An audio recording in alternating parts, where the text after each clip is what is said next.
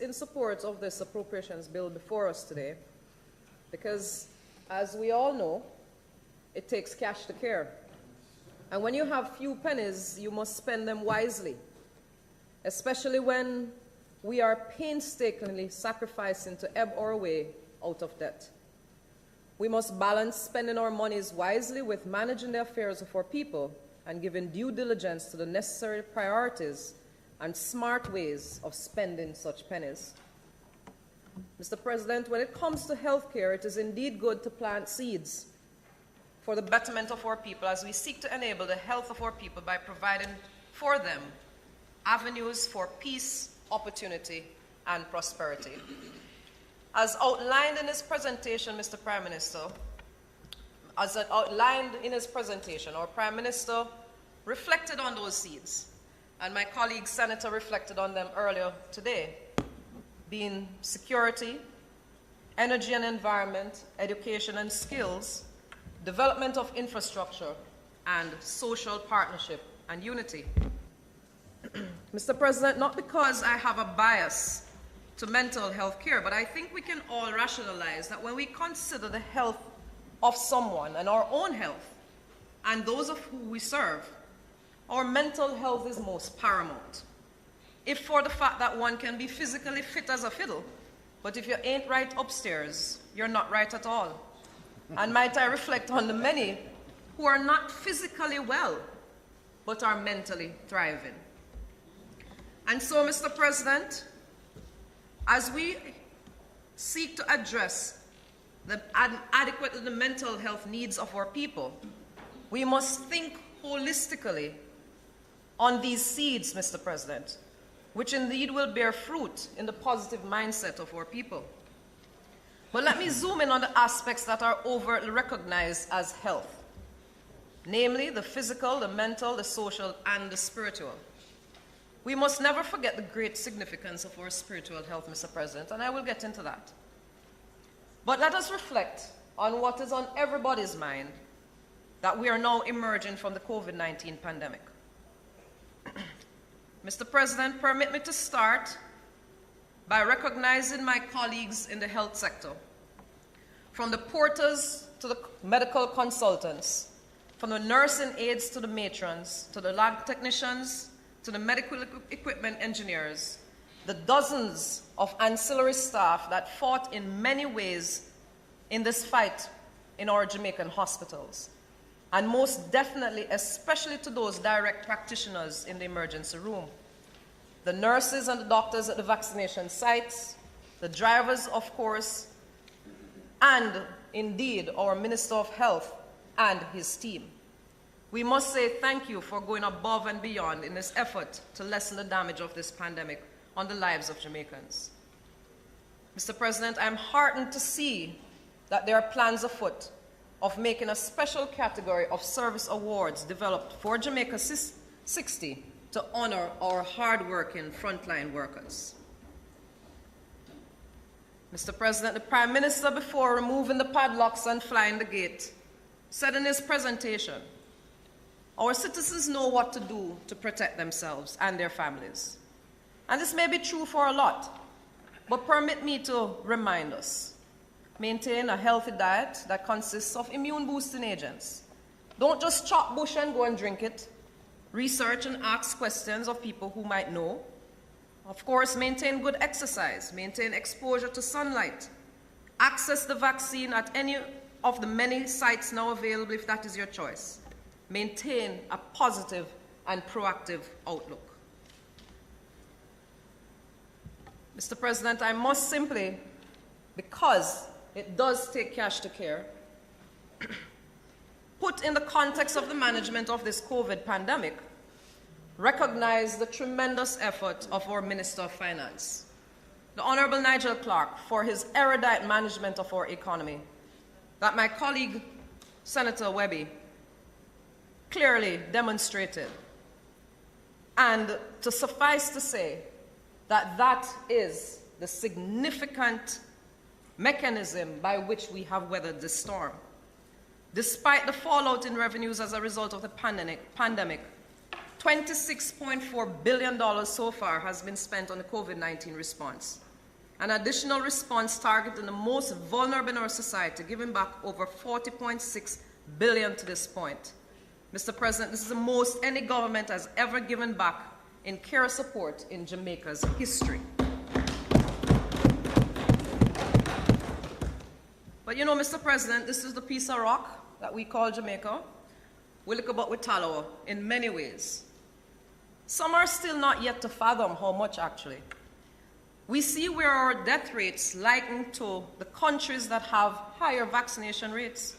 We see our economy growing when others have declined.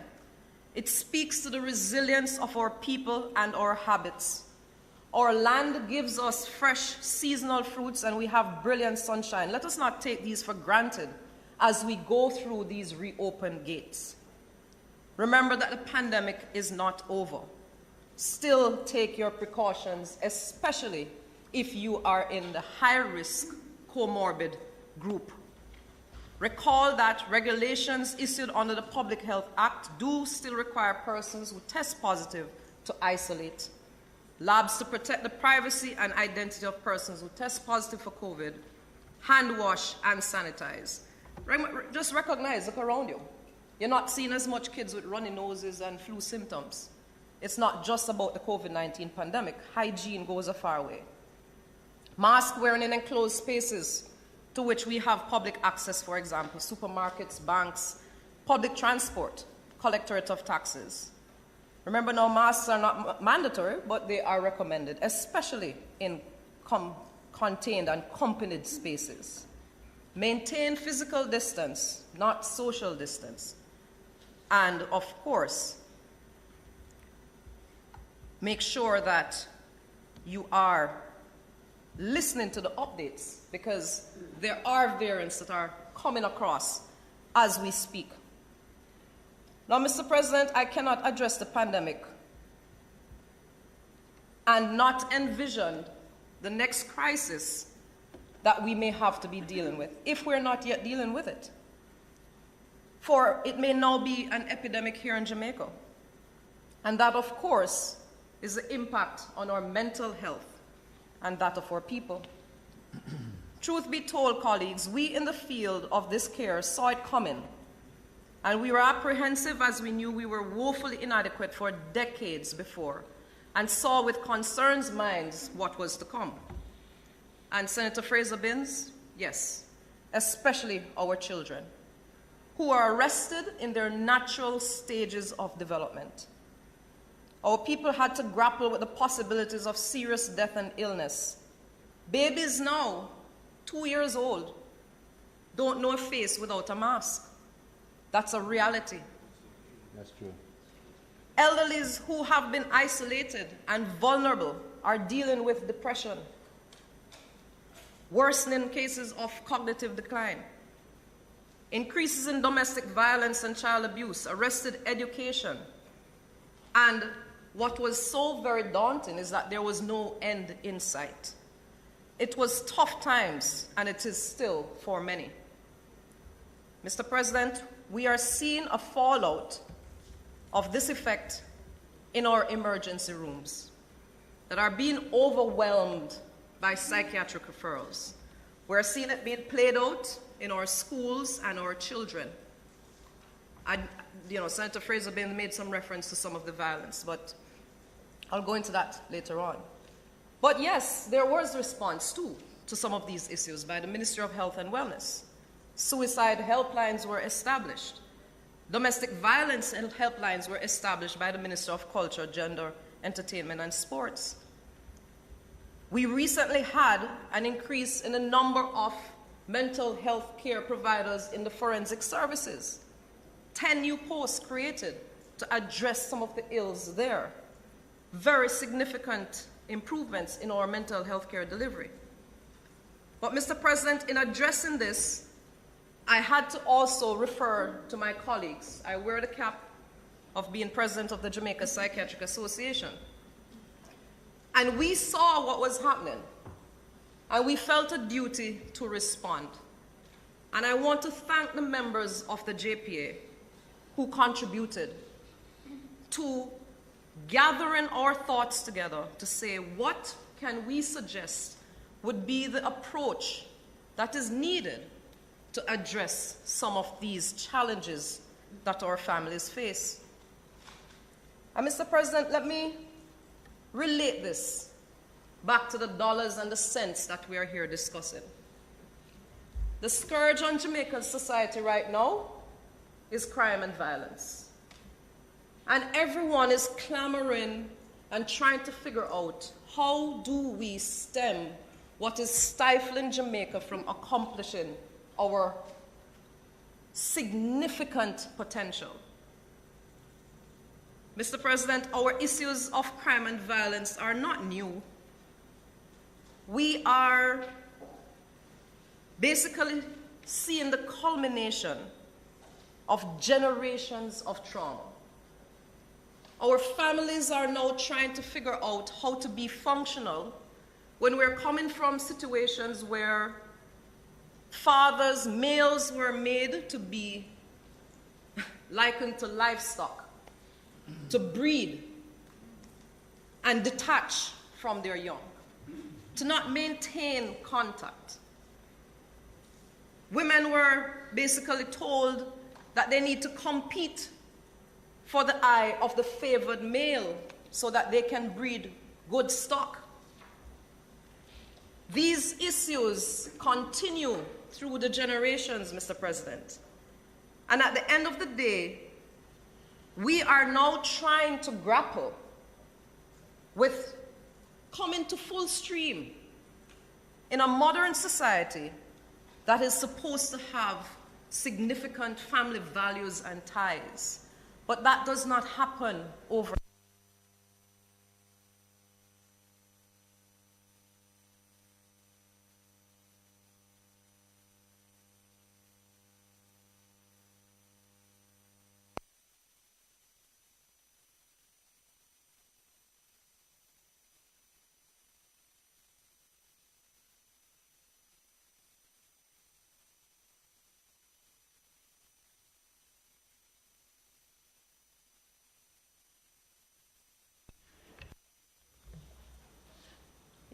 Yeah, thank you. Like everything else, we roll with the punches. Yes, Mr. President. So the generational effect on our families, we're seeing a culmination of this. And I don't want to stand here and trying to say who, what. The fact is that we are in a dire situation, and some of our most vulnerable parts of our population is at risk. Kenneth Williams, the only child for his parents, who are to be married this Saturday, was gunned down in Ligoni earlier this week, coming from school in his school uniform, going to school. Thank you. In Trelawney, Kamal Roach, his mother, Natasha Roach, is in pain right now. His death is related to the fight over a guard ring. You know, last night, while preparing this, a friend of mine from Germany sent me a video asking me, Saf, can you do something about this? A very explicit video of school children engaged in a sexual act that it turned my stomach within our schools. And I had to contact Diana Gordon-Harris of the OCA, who acted upon it. But Mr. President, we cannot seek to be spending our monies and seek to be dealing with crime and violence without dealing with the issues around our children and channeling the resources, the adverse childhood experiences, the trauma, the abuse. We are grappling with the fact that these predisposed individuals to later violent acts themselves, to substance use, and to non-communicable diseases. If we fix it at the base, if we practice preventative medicine, if we channel some of the billions that are being spent in security or recognize that a significant aspect of securing our country is preventing and helping our vulnerable population, Mr. President, it could go a very far way. We have been dealing with this for decades, and we could be the administration that stems the cycle. Mr. President, our children are our seeds. We in government liken to the parents of our population. And what is the single most important role of a good parent, Mr. President? Is it not to equip our children to survive as best they can, with particular care to the youngest and our most vulnerable? Mr. President, our seeds must be nurtured. They live what they learn, and they learn what they live. Some of the recommendations by my colleagues in the JPA are as follows. Early intervention and preventative mental health programs to reprioritize our early childhood mental health. Support for parenting and families via the Reach Up program that is currently within the ministry. Expand it. We have the Dream a World program, which is a cultural program that seeks to enable. We had the Poet Laureate, and I remember Senator Scott Motley, you mentioned how good it would be to see this in our schools. Yes, that is a part of the Dream a World program, where we use culture to fix some of the social ills. Other initiatives focused on planned parenting, enabling our families to learn how to discipline their children, how to resolve conflict. We have the program that Senator Professor Stan Kuchel came a couple of years ago and basically saw and laid out a platform for the emotional health and well-being of our students. Mr. President, I spoke in my last State of the Nation presentation on the importance of sexual health education. For too long, sexual health has been a taboo subject matter.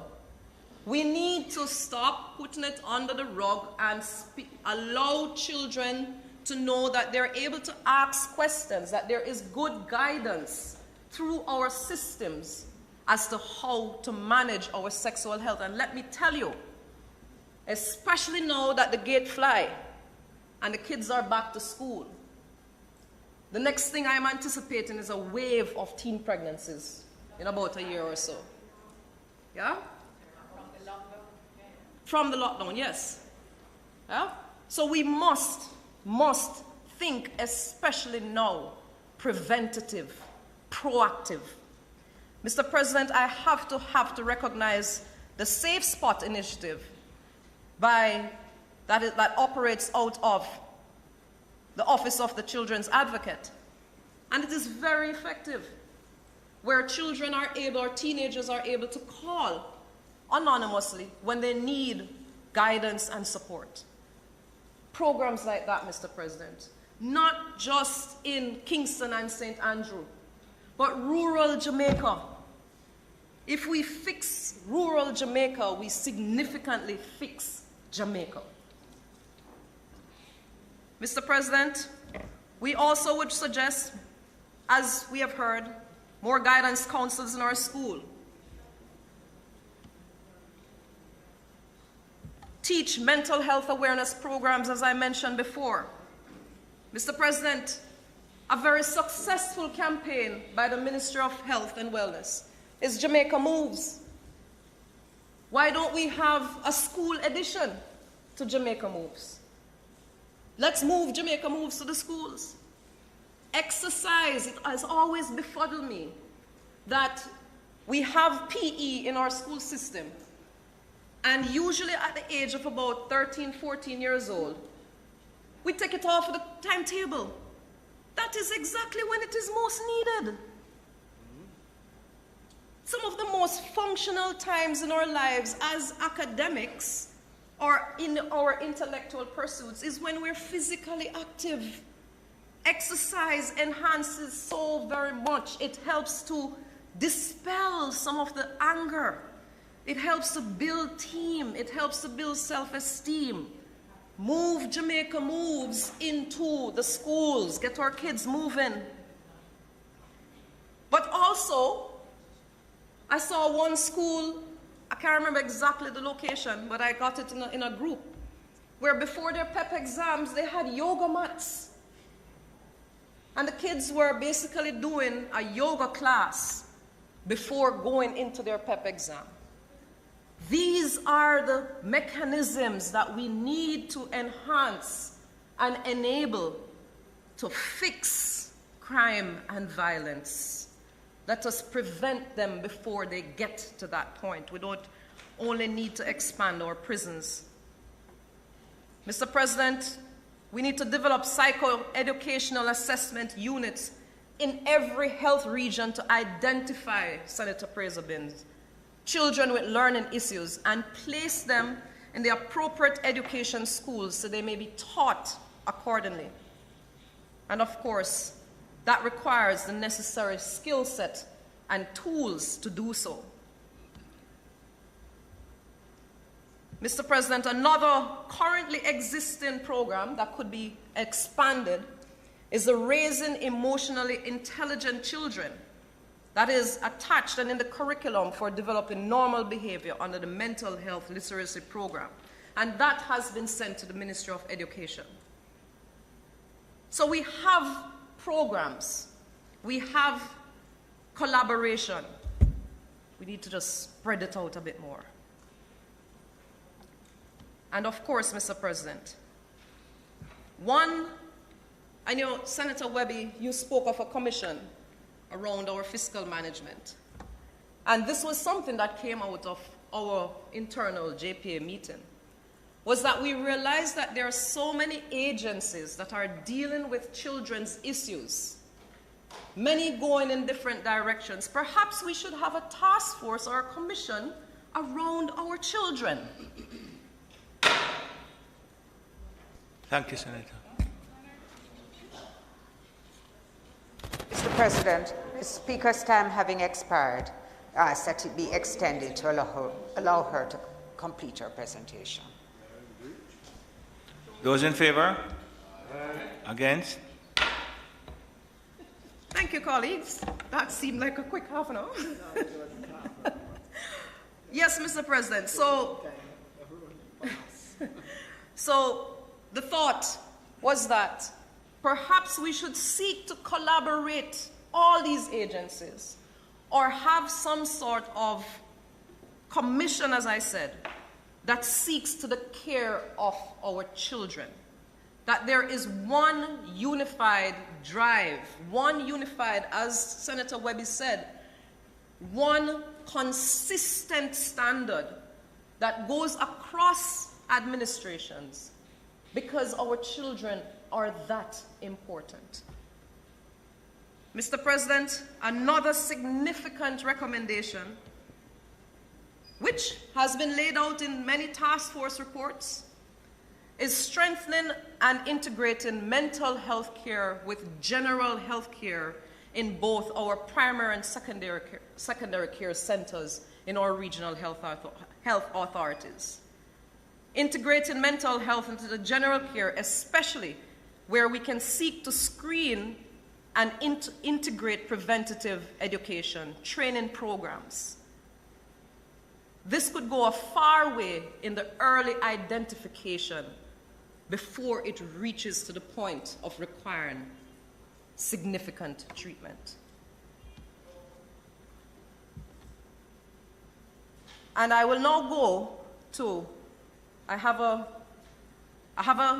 slide up on the screen there. I don't know if persons can read it that well because the print looks a bit small. But Mr. President, we have all tried to address and figure out mental health care delivery, and why is it not hitting the target?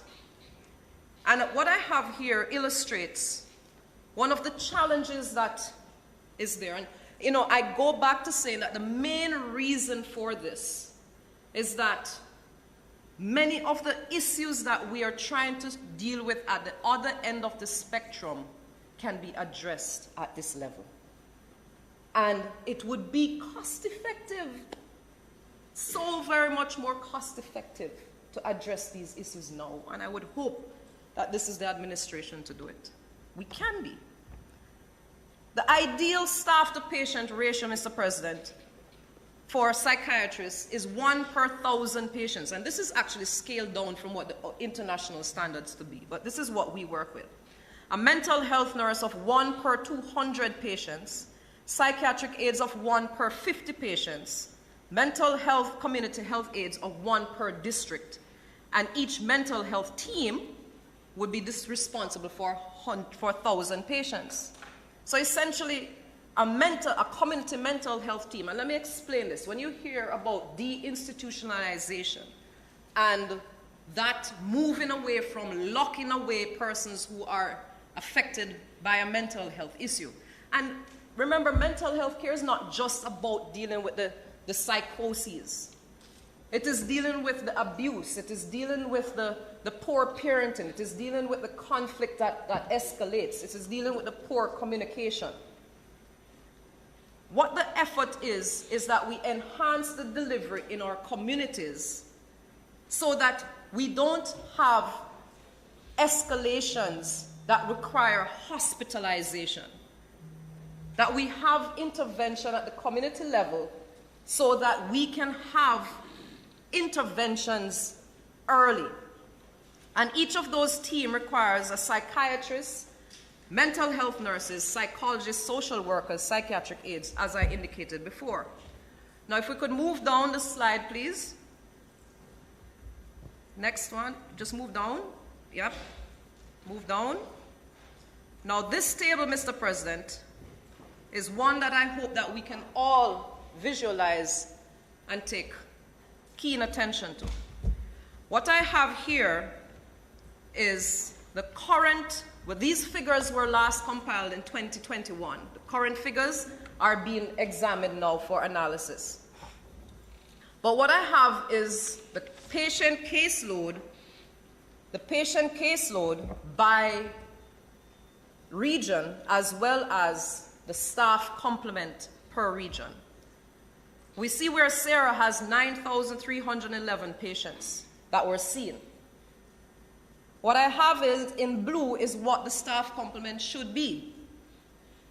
So we should have 8 psychiatrists in Sarah. We have 5 full-time, 2 part-time, 1 child and adolescent. Almost at the mark. Mind you, 2 of those psychiatrists are responsible for covering double their tenure. But that's, Sarah has good coverage for psychiatrists. Let's look at the psychologists. Should be 8 psychologists. We have 3. Mental health nurses should be 40. We have 15. Social workers should be 8. We have 2. Psychiatric aides should be 160. We have 55. Occupational therapists should be 2. We have 0. Western region, psychiatrists should be 6. We have 2. Psychologists should be 6. We have 2. Mental health nurses should be 28. We have 7. Social workers should be 5. We have 1. Psychiatric aides should be 88. We have 45.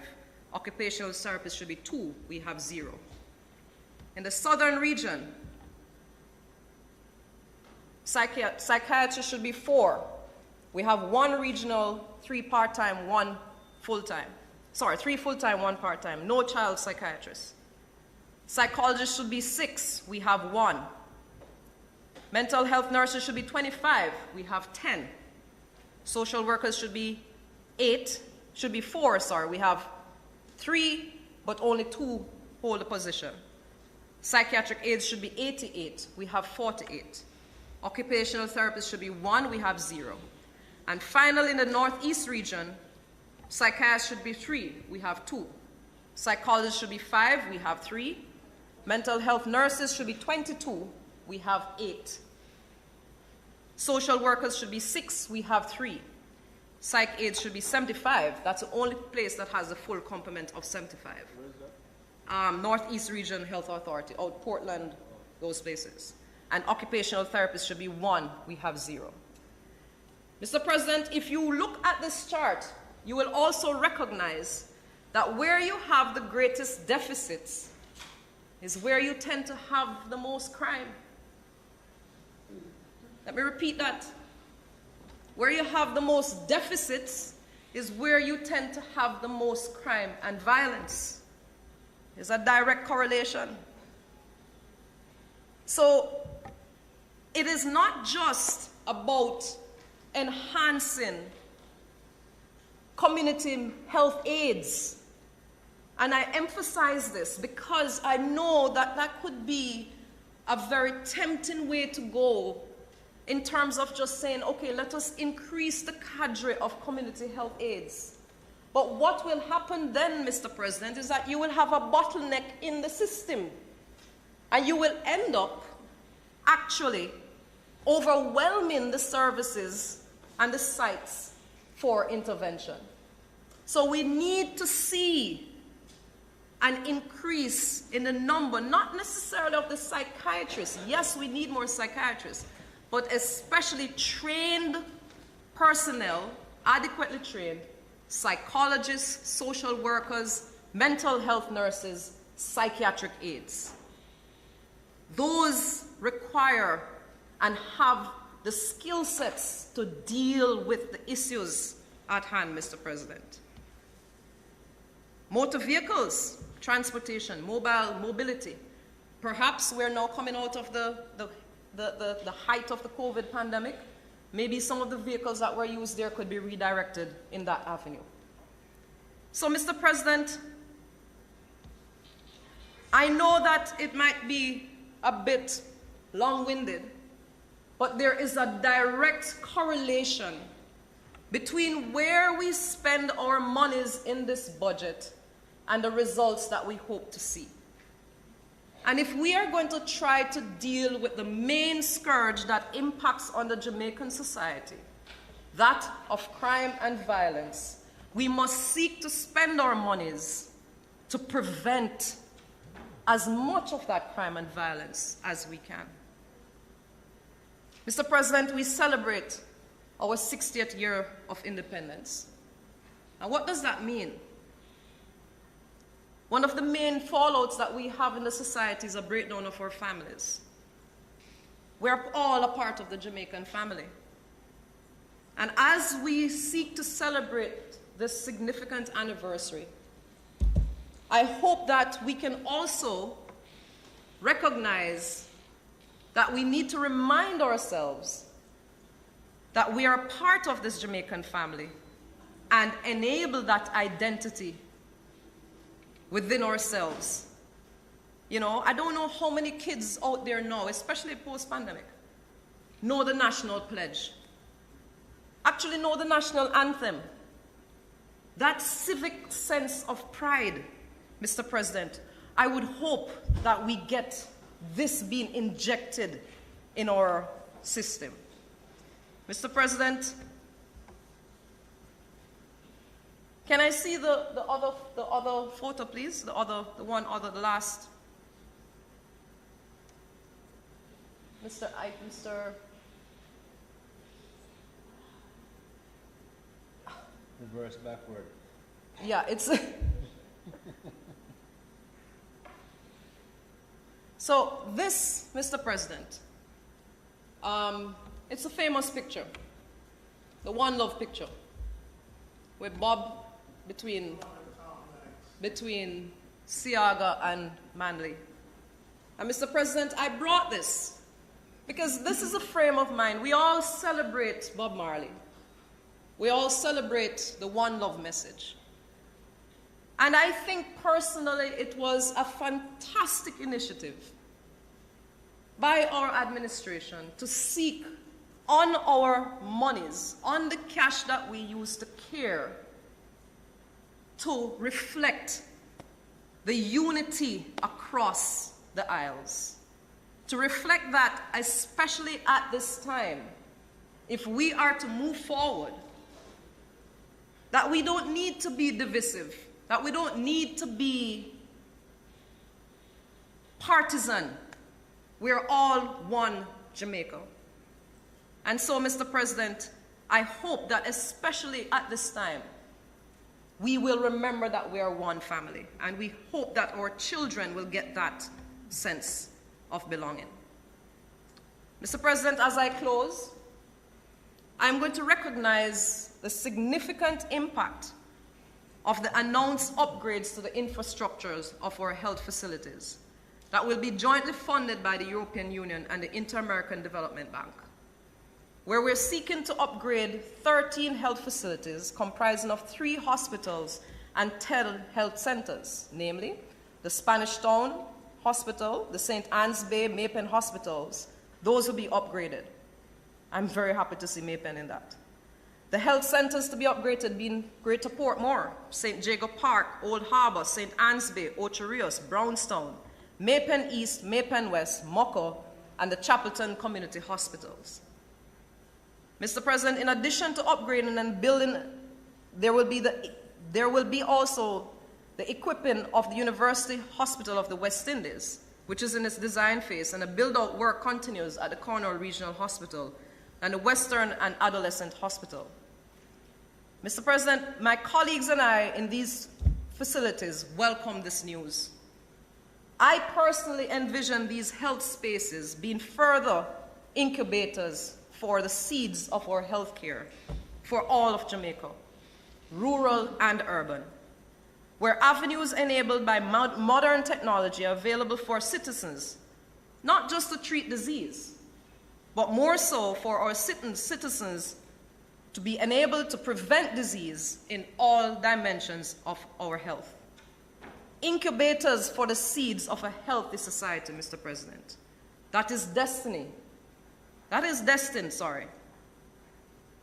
It is our Jamaican magic that what our minds can conceive, we do achieve. And we can water the seeds to fulfill our destiny of peace, opportunity, and prosperity through the health of all our people. I thank you, Mr. President.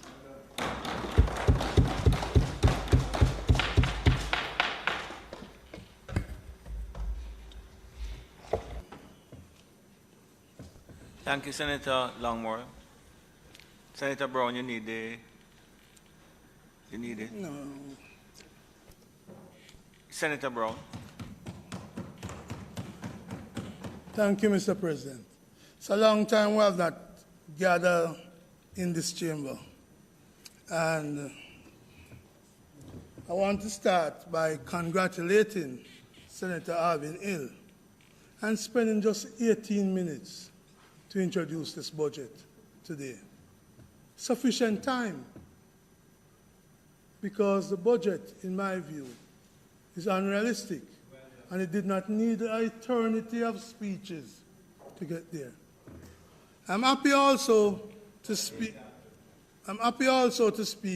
after my colleague, Senator Longmore, because she eloquently explained the deficiencies in the budget, and that a different view would see money being spent differently and on issues which really affect the people and not just doing a numbers exercise.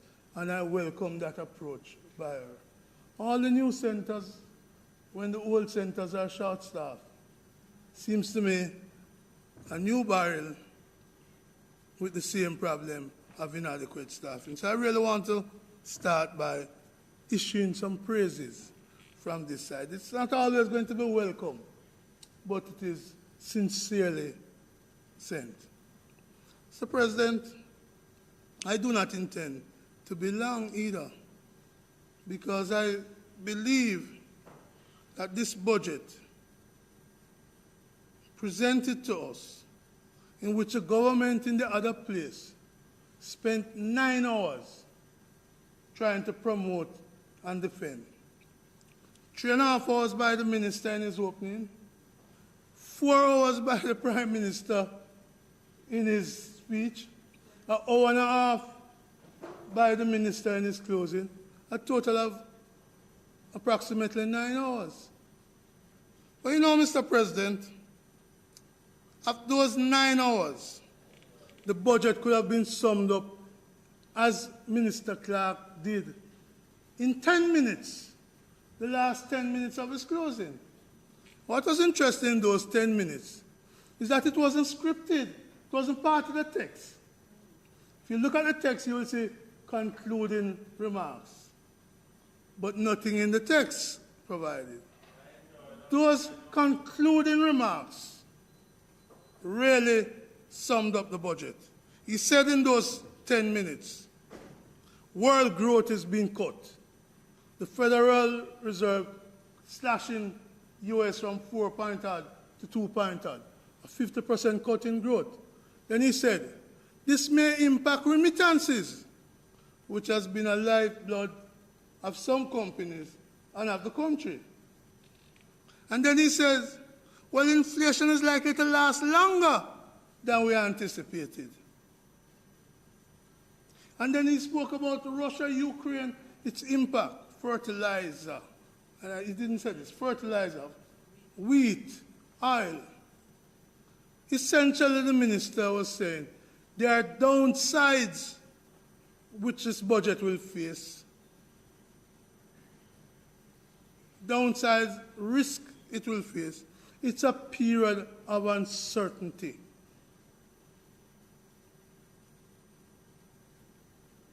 So it's clear to me that the budget didn't need 9 hours of speeches. It could take 10 minutes. A budget presented in a period of uncertainty. But more importantly, Mr. President, despite saying all of that, the minister presented to us a budget and the assumption that oil price for the period would be averaging $67, $50 per barrel. But those who check the British Brent crude or the West Texas intermediary know that this week it's running well over 110. In fact, Brent crude yesterday was $119 US per barrel, which tells us that the assumption of Minister Clark was way off target. And oil affects everything. Oil affects electricity. It affects water. And then electricity and water affect everything in the country. So, an unrealistic assumption is what the budget is based on. Julian Robinson spoke to that. Mark Golding spoke to that. And the minister never answered that. Minister chose to talk about 99 billion, and I will deal with that 99 billion.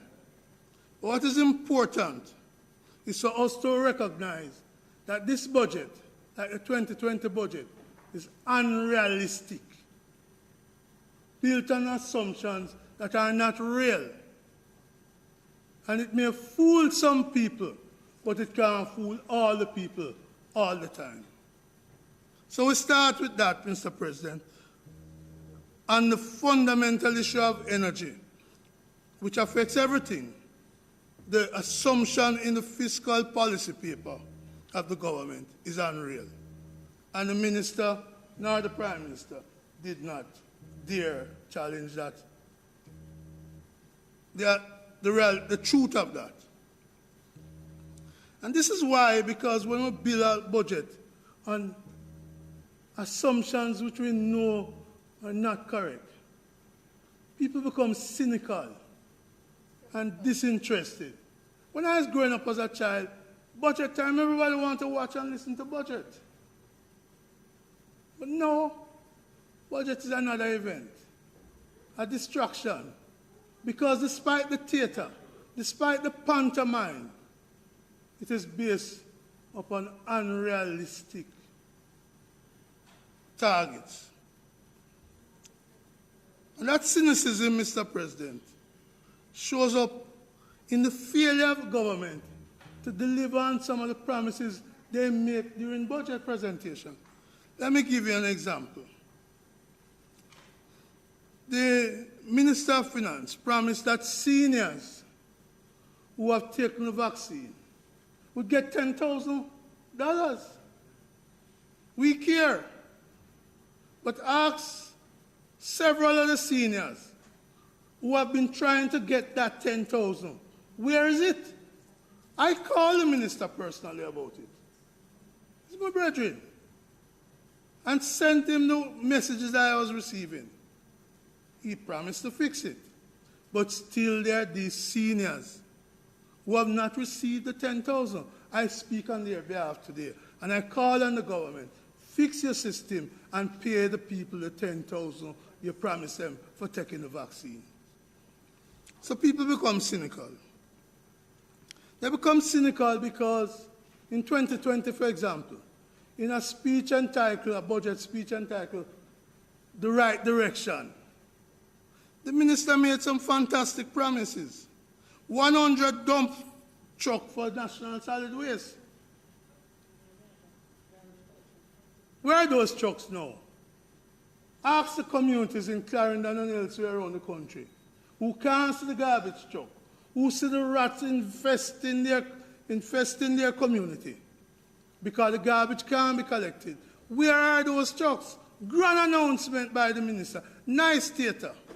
Not only the garbage trucks he promised also in that speech 50 new JUTC buses, 8 of which would be electric, 42 diesel, 8 electric. Where are those buses now? Promised 30 fire trucks. Where are they now? They are as elusive, Mr. President, as the used police cars. Can't be found. Promise paid for and can't be found. So, people turn off. And so, Senator Webby, when you speak about the politics of promises, it comes in government too. And it comes from the opposition. Senator Webby, I can't forget the promise to allow us to sleep with our doors and windows open from our opposition leader in 2015 and 2016.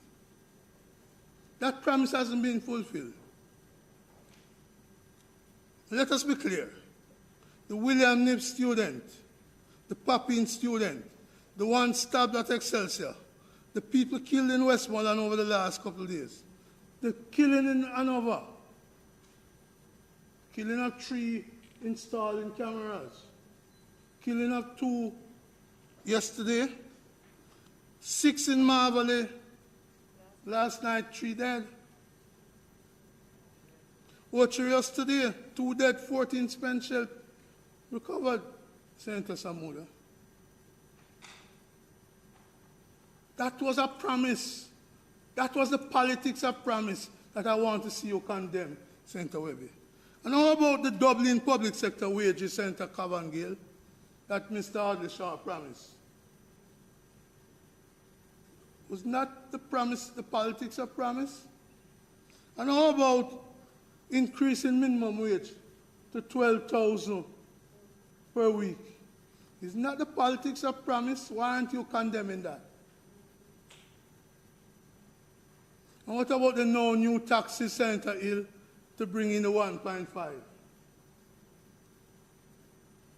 See, the politics of promise run in government and out of government. And I agree with you, Senator Webby. We need to be consistent. By the way, that brings me to the no new tax promises. I don't need to be long today. That no new taxes.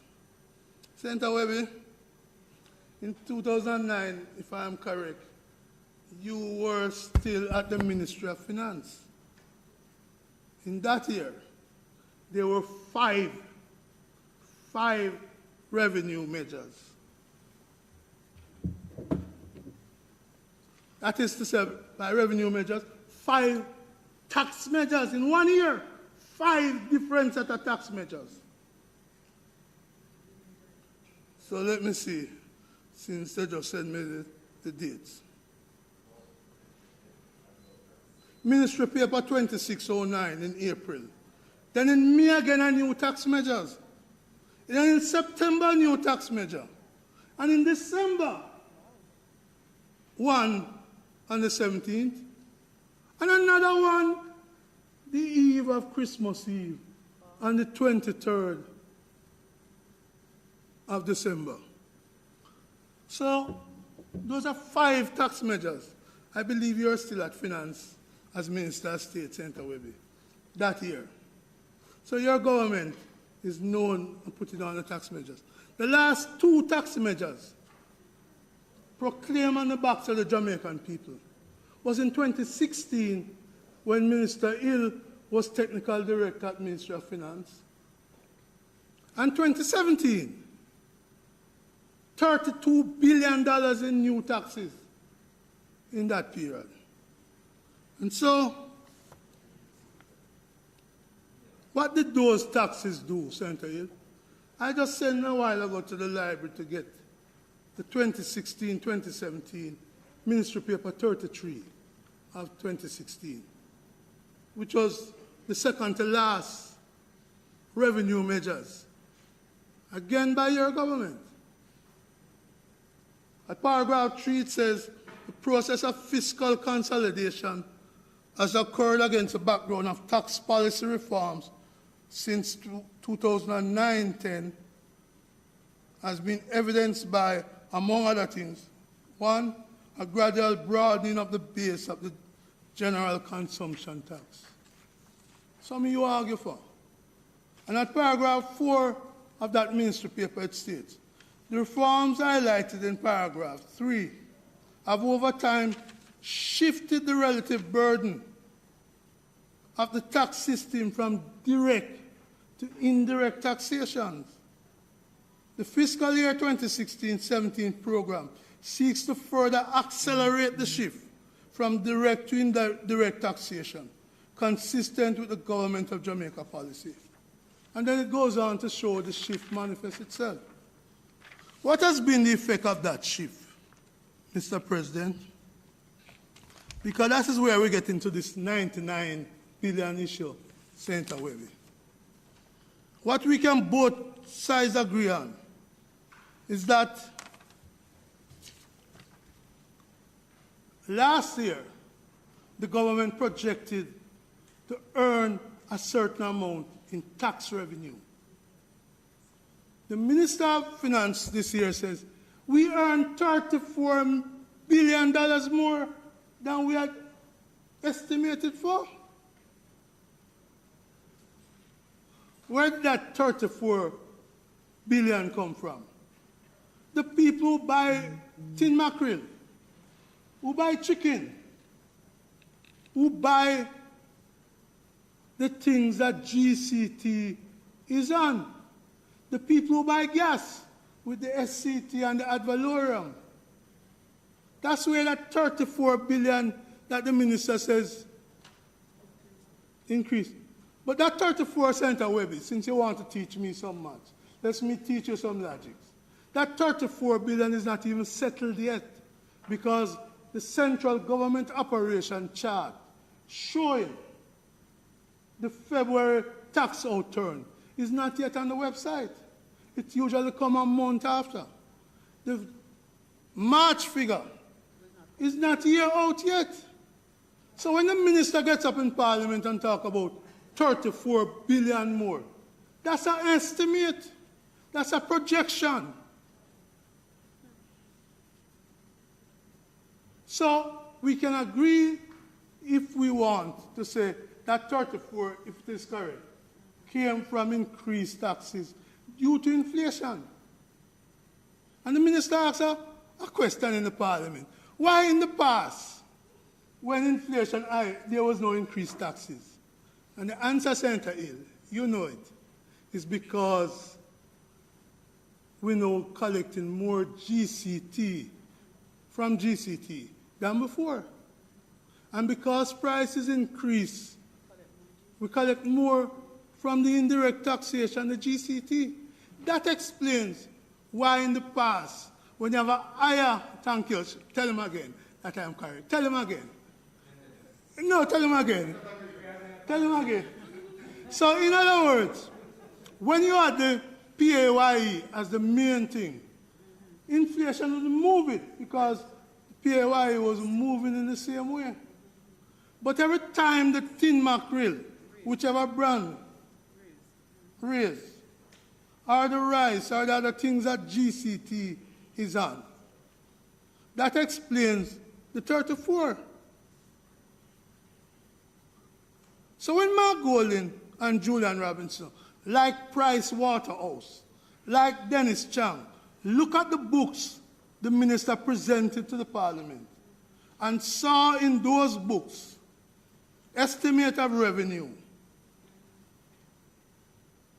X figure, an estimate of revenue this year, it showed a $99 billion. But the minister said, oh, hold on there. That estimate changed. We collect 34 billion more. So it's not 99, it's 65. Well, whether it's prickle or maca, the 34 billion juke the people same way. That is the reality. And that's how we explain it to the people. So I don't into the 99 because that's there in the book. If you want to count the 34 over the estimate, then Senator Samuda, you have to count it in 23 too, in 2023. You have to factor that is going to be higher than estimated. So it might very well be more than 99. And the reason for that is because, as the Minister of Finance said, inflation is going to continue longer. And as long as inflation is around, your tax from GCT and the ad valorem and gas and the SCT and gas and alcohol, etc., is going to be more. So the issue Mark Golding and Julian raised is what have you given back to the people? Because when they get the 34 up to March, and whatever you get between now and March next year comes from the people. And it's money that the government have to spend.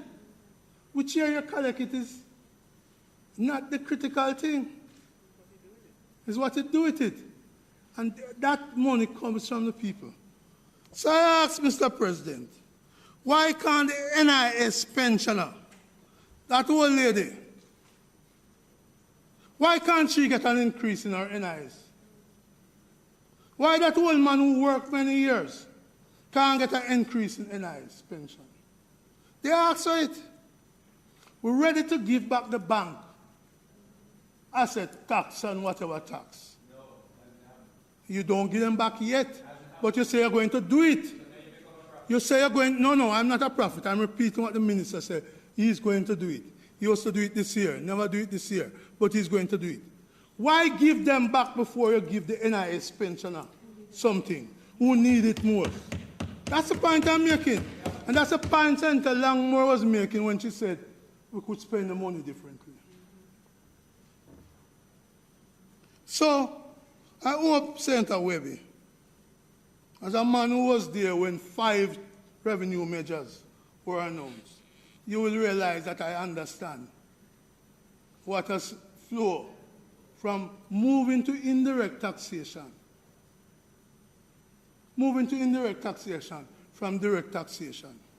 That in reality, the government is making more money. And so it would be immoral of a government to put on new taxes when you're getting more taxes. You're getting more taxes. You don't have to put on new taxes. Because the last 2 tax packages is you put it on, 32 billion. And in 1 year in 2009, you put on 5 tax packages on the people. I raise those, Mr. President, because we will approve the budget. I look forward to the debate on the minimum wage order, because I have something to say about the treatment of security guards by this government. But I'll save that for that, because I don't need to be long this afternoon. I think we have made the point. The government stingy. The government mean. You could have given more to the people because you got the 34 billion last year, which you don't get yet. You're getting, you say. You could have given the people some more. And you add that to the 65 billion, you could have given them some more. That's where the 99 billion come from. So the money is there, you're going to collect it. Whether you collect some March, or you collect some between now and December, and between December, January and March next year. You're going to collect it. Don't come with your smart thing. The question is about giving it back to the people. Mr. President, the issue of fixed term contract as part of the public sector reform. I hope, Senator Samula, the government will do good to those fixed term contract people. Some of them don't get gratuity payment. One man has been with the public sector for 18 years. 18 years and a 1-year contract. And then recently, the government unilaterally has changed that. Well, not unilaterally. Senator Brian Winston, the man, signed it. To 6 months. 18 years and 6 months now. And it's a work that is being done every day. And so when Mark Golding says, we're going to change the legislation to protect those fixed-term workers, that's what I support. And I call on this government, don't know how long you're going to be there, but move to fix and to protect. You may want to be there a long time. I've heard that all the time, but it don't always work out. So when the people begin to realize that you don't need no new taxes because you're getting a whole heap of additional taxes, not because of what you're doing, but because Russia cruelly bombed Ukraine. It don't. It doesn't. You finish? You finish? Yes. It doesn't burn my stomach. No. What I know is that you're getting more taxes. You're getting more taxes. It is you who introduced no new taxes. It is you who have 5 tax measures in 2009. It is you who in 2016 and 2017 put on the last set of taxes. That don't burn my stomach.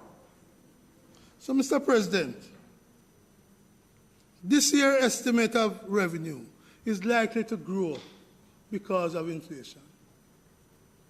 As the price of gas goes up, you collect more, which is why I support Mark Golding and Julian Robinson call for a cap on the ad valorem at $67.50 per barrel. Because the last set of measures you put on, as the ministry paper, was on tax, was on gas, and LNG, and propane, cooking gas. You put on that. So when my gas ran out last week and I called the man, and them said $13,000 add. It wasn't always that. When it was 9,000, I was paying less taxes. The government was collecting less. Now it's 13,000. The government collecting more. So I understand that this budget that you have allow you to get more. So you don't need no new taxes. And I'm fine with that. Final thing I want to say, Mr. President, is that Senator Webber says we need food sufficiency. I was around Julian's speech. Julian spoke to food sufficiency. So maybe we're at one on that. But I know Michael Manley, President, spoke about eat what you grow and grow what you eat. And I remember who opposed that. I remember who opposed it. And, no, you wasn't there. You probably was on our side. You probably was on our side that time. So, as far as I'm concerned, let us adopt food sufficiency. Let us work to reduce imports. But then when we did that, Senator Webber, somebody said I'd stop the people from eating them apple and then grape and then cornflakes. But now we see the reality. So in this short presentation of the budget, which we can't do anything to stop, you have the majority. We have no intention of having a long debate with you on this, because long run, short catch. What Nigel Clark said at the end is the reality. The budget can be, I repeat, the budget could be summed up in those 10 minutes. Dark days are ahead. That's what the Gleaner article today with Pandu and those saying, dark days are ahead. I'm not happy that dark days are ahead. Not happy. I am waiting to negotiate the public sector compensation along with Senator Gill, with Minister Clark, to make sure in those Senator Gill we take into account the dark days, the uncertainty. It's not me say so. It's Minister Clark says so. And I believe that sums up the budget.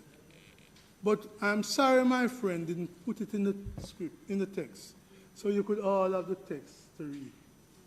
He didn't put it in the text. He just spoke about it, hoping it will go away. The reality is, dark days are ahead. Not because I desire it, but the world is uncertain. And one thing is for sure, the people of Jamaica are going to feel the pains of additional taxes. May not be new, but the same pain.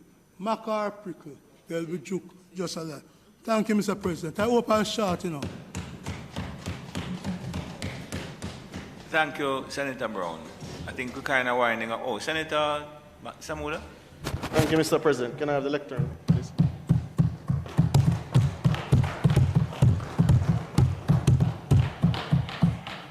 Senator Brown.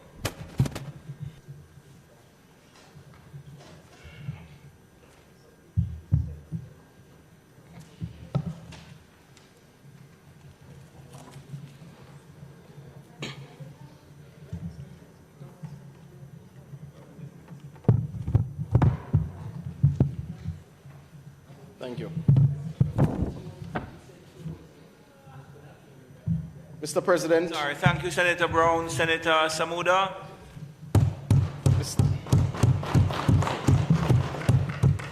Mr. President, I rise today to make my contribution to the debate on the Appropriations Bill 2022. I am humbled at the opportunity to make such a contribution for the 7th time. I give God thanks for his mercies and pray for his continued blessing on this Jamaica land we love. I wish again to acknowledge and thank the Most Honourable Prime Minister, Andrew Holness, for the opportunity afforded me to serve both in the Senate and as a member of his cabinet. All countries boast their uniqueness, and globally citizens beam with pride as they describe the components of their national identity. It is true that the archipelagic state of Jamaica is indeed unlike any other. This uniqueness is celebrated globally, President.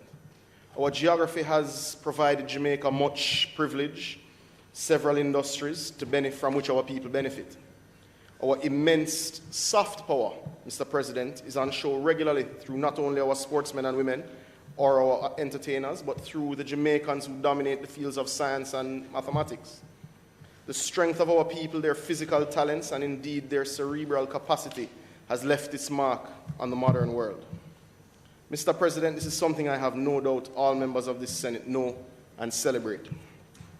There is, however, an area in which Jamaica is to be celebrated, which quite frankly is often not appropriately celebrated because of politics, whether local or regional. That area, Mr. President, relates to the Jamaican government's handling of our fiscal affairs. You see, Mr. President, there is a uniqueness in this area, also worthy of celebration and acknowledgement. Mr. President, Jamaica's economic affairs were poorly managed for approximately 2 decades.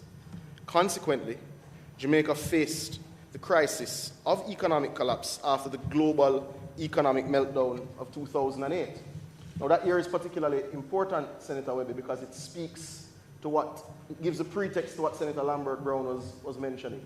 There was a once-in-a-100-year event that predated the measures that would have to be taken in 2009. So to speak about it without context is really unfortunate. Mr. President, I have no intention of revising history. Both administrations have shown commitment to fiscal discipline and have shown maturity to help Jamaica recast its path. Former Prime Minister Bruce Golding and former Minister Audley Shaw developed the fiscal responsibility framework. Their leg of the relay should be acknowledged and celebrated. Similarly, it would be disingenuous to not acknowledge the Herculean efforts of former Prime Minister Portia Simpson Miller and former Minister of Finance Peter Phillips in their leg of the relay. Their work is well documented, and I thank them personally for their leg of the relay.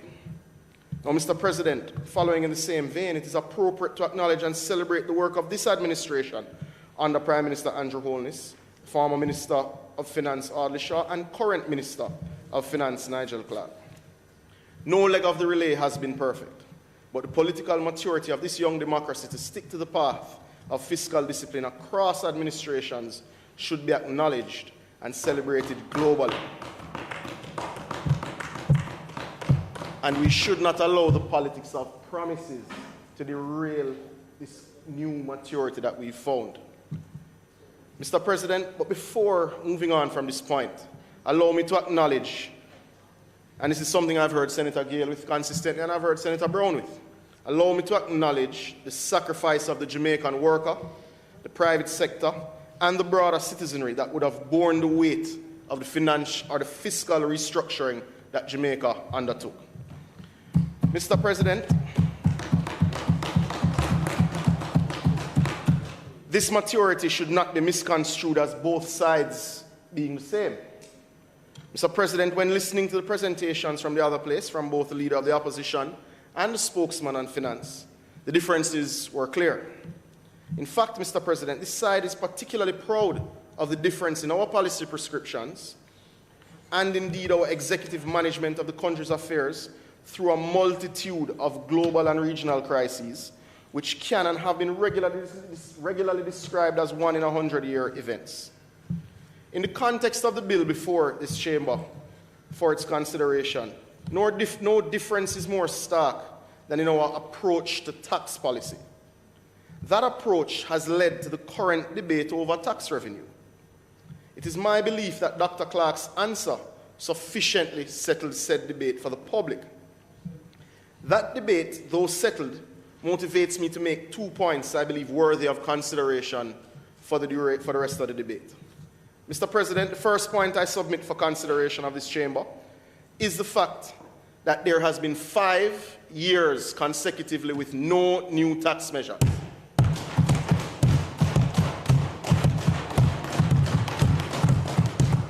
And the 2 years before was a restructuring of our tax policy. Not new taxes, it was revenue neutral, Mr. President. And that is a fact. And in that restructuring, we gave back up to $18,000 for workers earning above $592,000 to a $1.5 million threshold, Mr. President. This was not a give back to the rich, Mr. President. It was a give back to the working classes of Jamaica. That vastly contrasts with the other side. Senator Brown says people no longer listen to the budget. Well, I disagree, but if anyone doesn't listen to the budget now, colleagues, it is because they know there is stability in this government and there is no new taxes this year and there is unlikely to be taxes in the future unless there is a supervening event, because we run our affairs appropriately. Mr. President, the second consideration I submit to this debate is related to the matter of revenue targets as opposed to revenue achievement.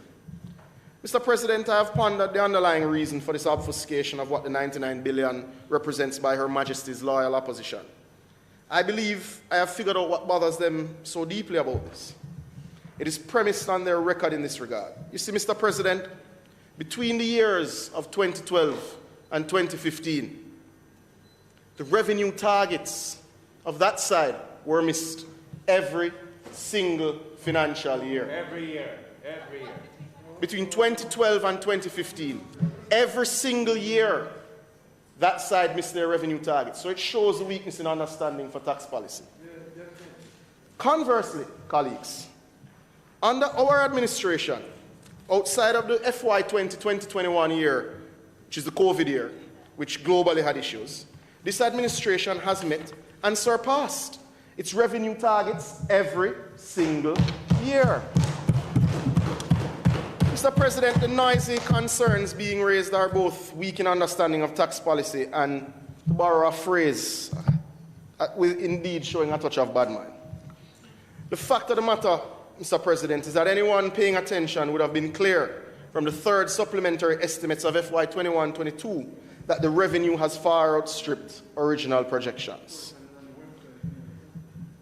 That is why we have made the assumptions that we have made, Senator Brown, and we are comfortable with these assumptions.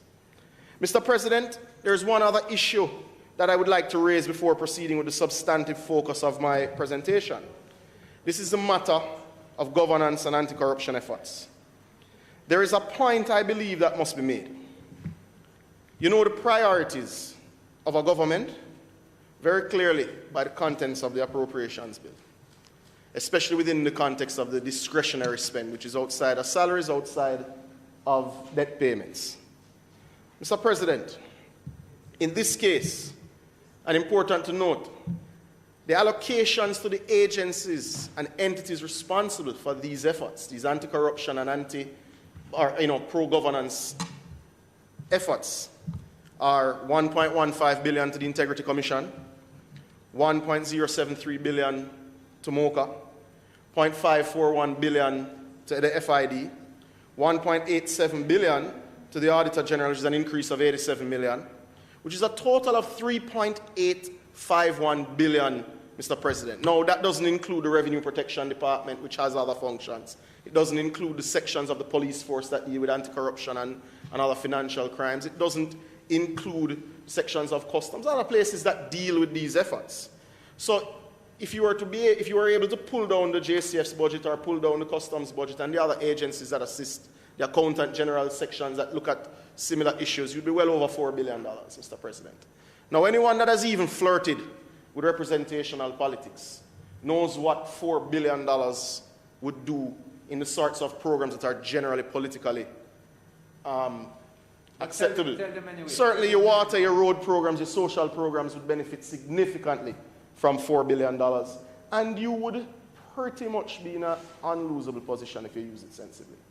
So this shows, Mr. President, the commitment of this government, because if you look from 2018, and I encourage you to go back, when these agencies came on stream with us passing the laws, that we have allocated some of the increased revenues that we've made to these anti-corruption efforts. So, Mr. President, I stand behind what we have allocated, and it shows that this government is committed to improving the systems of accountability and our anti-corruption efforts.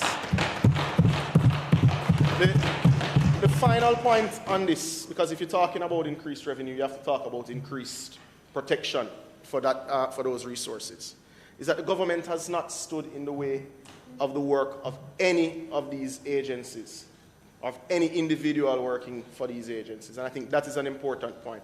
We've allocated the resources, we've passed the laws, and we've given them the room to do their work, and you're seeing the fruit of some of that labor now. So we're happy with where we are in that respect, Mr. President. So, President, I have the privilege of serving in the cabinet, and it's not lost on me that it is indeed a privilege.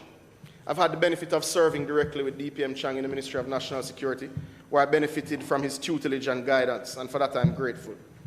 I now have the benefit of I now have the opportunity to work under the tutelage of the Most Honourable Prime Minister at the Ministry of Economic Growth and Job Creation. This is with some of the best regarded public servants in Jamaica, not least of all, P.S. Audrey Sewell. At MEGJC, I've been assigned the responsibility of the environment, climate change, and water, along with the responsibility of guiding the development of the blue and green economy strategies. Now, my good friend, and I'm really sorry he's not here, but I'm sure I will refer the YouTube tape to him later so that I don't hear that I spoke behind his back, will not remember, well, rather, I'll touch the first point before I dive into these issues. It's not goats why he didn't win in East Portland. Just to be very clear. And I won't say what he said in any of our exchanges, but I will say what I've said to him. I begged him not to go because it was clear that the PNP was destroying its young talent. And I believe it delayed and set back his political trajectory unnecessarily. But goats had nothing to do with the political results in East Portland. However, no, and it's something I take personally because I have many young friends who've decided that the PNP is where they wish to serve. But I hate to see that their talents are then eroded because of how they've practiced their politics in recent times. That's a personal issue that I have. However, to the substance of his contribution to the debate, the matter of the light bill issue and what was put forward and why I certainly referred to it as a pie in the sky. What was put forward by Damien when he led the manifesto committee was a $4,000 per month incentive to all JPS customers. Exactly who didn't need it, right? That would have cost the government $28.8 billion. So there would be no discussion about we care or however you would have wanted to brand it because you would not be able to, under what you were facing with COVID, distribute these benefits to your citizens. It would have gone to many of those who simply didn't need it. Now, that is not a pie in the sky. I should have said the pie spoiled. It really didn't serve anyone's interest. That 28 billion, of that 28 billion, because of how the usage is structured, you'd have had up to 15 billion going to the richest Jamaicans who consume half of the electricity. So he's right, it was the wealthy plan, it would have benefited the wealthy. Right? And that is why the 4 lead spokespersons of that campaign chose not to stand behind that plan and didn't explain it. It was even worse than the famed ATM tax that had 5 different explanations and had to be removed a few years before. Right? So that is, it's a gross misrepresentation to say that giving a benefit to the lower end of consumption doesn't benefit the poorest in the country. It's a gross misrepresentation. And then, well, he shouldn't have left the chamber because those are my numbers and he has a right to come and clash with it. The facts remain. He said all things being equal, and that's an important concept because if you look at when that proposal would have been made, colleagues, no one in this chamber was focused on any discussions in Eastern Europe. We were all focused on the risk that we face from the COVID pandemic. So you would have implemented this before you had an energy crisis. Where would the money have then come, Mr. President, to deal with the energy crisis that you have now? There we go, Senator Webby. And where would we go? The maturity would be eroded, and we'd wipe out the gains that we've made over the past years. The other point, Mr. President, and I hadn't intended to go into it much today because I didn't believe I'd have time in the budget debate because of the time frame. The Prime Minister made some very important points about a large project that we are considering for renewables. It is transformative. I can tell you there are several legislative and policy changes that Minister Hill would have worked on in this position certainly before, that we are nearing completion. The EV policy is not intended to solve your emergency or your urgent needs now. But what it says to the market, and this is important, this is very important, colleagues, it says to the market that the government is now starting to structure its policy in a manner that incentivizes the use of clean technology. So persons now know that they can go and do the courses that train them to deal with solar plants. They know that they can go and do the courses to deal with electric vehicles because you have to build out the staffing capacity to deal with these vehicles before you can free it up. You have to build out the supply of the charging stations to keep pace. There's no need to free up something to a point that you cannot or you do not have the capacity to deal with. So you manage it in a careful way. Right, and that is what we're doing, and we stand by that. And I am particularly proud of that. Now, absolutely. And as I dive into, let's call it, area that I'm certainly very passionate about, and I will start by acknowledging opposition spokesperson, because we do have a very good relationship, and we have gone through many of these issues. And we don't always agree, but we're certainly always respectful in our exchanges. And we believe, quite frankly... Tell you, I'm getting very concerned about Don't worry this about it, Mr. kumbaya. President. All is well. The matters, I've always felt, and maybe because I'm a bit of a tree hugger, that the matters of the environment require the political maturity to have some base agreements.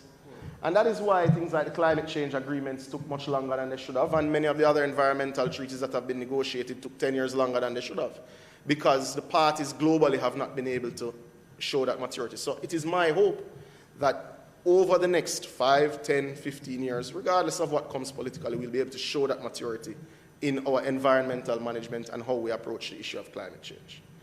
Mr. President, allow me to shift focus to the issues of protection, sustainability, and restoration. The prosperity paradox which has faced Jamaica for the better part of 50 years can only be truly solved by ensuring the appropriate use, management, and protection of Jamaica's natural assets. The Prime Minister, in his contribution to the budget debate in that other place, pointed to the concerted attempt by many with political motives to try and belittle the environment and climate change work that he said in quotes, my administration has undertaken both locally and internationally since 2016. He further said it is his view that any objective assessment will show that this is, and it is my view as well, the greenest government since independence. He went on to state, Mr. President, that he said, I have said previously and will reiterate here today, sustainable economic growth cannot be achieved on the back of environmental degradation, and no inclusive prosperity can be steeped in pollution. Under the topic of protection, Mr. President, which is a major area within the environmental portfolio, I'd like to share with you the plans of the next fiscal year and highlight some of our achievements over the last year. Jamaica is a member of the 30-30 coalition. This means Jamaica is actively pursuing both protection of 30% of its landmass and 30% of its fresh and seawater within its EEZ by 2030. This work is being undertaken by the excellent teams at NEPA, the Forestry Department, WRA, and being coordinated by the Environment team at MEGJC. These targets reflect Jamaica's articulated ambition to double the targets currently agreed at UNEP of 15%. The Convention on Biological Diversity, to which Jamaica is a party, defines a protected area as a clearly defined geographical space recognized, dedicated, and managed through legal and other effective means to achieve the long-term conservation of nature with associated ecosystem services and cultural values. As we discuss protection, Mr. President, I think it's important to highlight two major achievements of the government over the last fiscal year. I know I beamed with pride as the Prime Minister highlighted these in his presentation. Firstly, was the declared protection for the Black River morass. Huge achievement. Big achievement. Secondly, Mr. President, we watched as he announced the completion of the work to declare the cockpit country protected area. 78,024 hectares, Mr. President, are now protected. This brings to an end the 40-year malaise that has been clear in this issue. This represents the second largest protected area in Jamaica. It is approximately, and important colleagues, it is approximately 3,292 hectares larger than what was announced in 2017. Now, that is directly because of the ground truthing exercise. And as Senator Fraser-Binns would have alluded to, they go around and they use these geotaggers and they measure and they do a lot of technical work, and it's painstaking and it takes years to ground truth something that size. Now, when they did that exercise, the technical teams would have come to us and said, no, there's a river here that wasn't being shown on the map. No, there's a cave here. No, we have something that JNHT needs to look at because it looks like it could have some cultural significance in other spaces. A number of things would have come up, and each one of those you had to go through the varying technical teams and ensure that you had what you needed to have. What this ground truthing exercise showed and confirmed is that the area contains 41% of the island's closed broadleaf and primary forests. That is 33,000 hectares, and play a critical role in our climate regulation. It confirmed the rich biodiversity that we've often been told exists in some of the deepest points. It also has significant hydrological resources. Approximately 40% of Jamaica's water resources originate and are located within the air environs, now this is important, of the CCPA, not of the broader cockpit country space. Because that's very important as you understand why the boundary is where it is. This includes starting on the Black River, the Quashes River, and the Martha Brae River. We also found several sites of historical and cultural significance, many of which we knew, some that we didn't before. High-grade mineral resources, particularly bauxite and limestone, are all throughout this space. So this is a decision that speaks to the maturity and care for sustainability of this government. It's a very important point to note. In closing on the issue of the cockpit country, I wish to also advise that the government will not stop simply with the designation. Work is advanced with the help of the Global Environment Fund to invest $49 million over the course of the next 5 years into sustainable management of the protected area, Mr. President. As a part of that sustainable management, we'll move further on the development of specific legislation to manage this very sensitive area. Mr. President, the other points of note as it relates to environmental protection as Jamaica moves to actualize its 3030 ambition within the course of the next financial year are things that I believe we should consider. But just to point out and just to rebut on the issue of the buffer zone, I've done a fair bit of reading. There are very few scientific journals where the idea of a buffer zone is formally accepted in said method. What I've found for the vast majority from my research, and I'm prepared to continue the discussion, is that they're very deliberate, that where these features, the hydrological resources, the particular caves, the sort of access to groundwater, the particular flora and fauna exist, you just protect that area. So if you have concerns about the area within a square mile, etc., it should be a part of that protection area. It's not really considered a buffer zone. I'm satisfied with the technical data that what we've protected is what was at greatest risk and what needs to be protected that fits within the biodiversity framework. Now, prepared to do more research, happy to learn more, but that's certainly I am satisfied that we've done what we're supposed to do in this case. The other major area that the government will move to protect this fiscal year, Mr. President, major achievement, is the protection of 88,200 hectares of the Pedro Keys and its surrounding waters, Mr. President.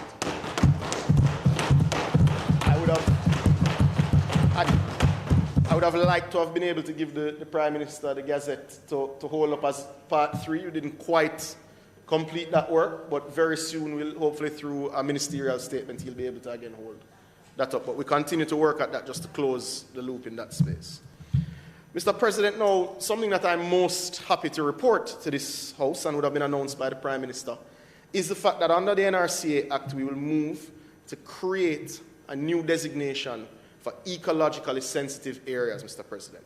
This will be in its initial phase, we will declare 16 areas that we've done the research on over the last 5 or so years, 9 of which are in the coastal zone, ecologically sensitive areas. Now, the first one, which I'm not from the area but certainly have developed an affinity to it, is the Great Bay area in southern St. Elizabeth, where there was an issue of illegal sandmine.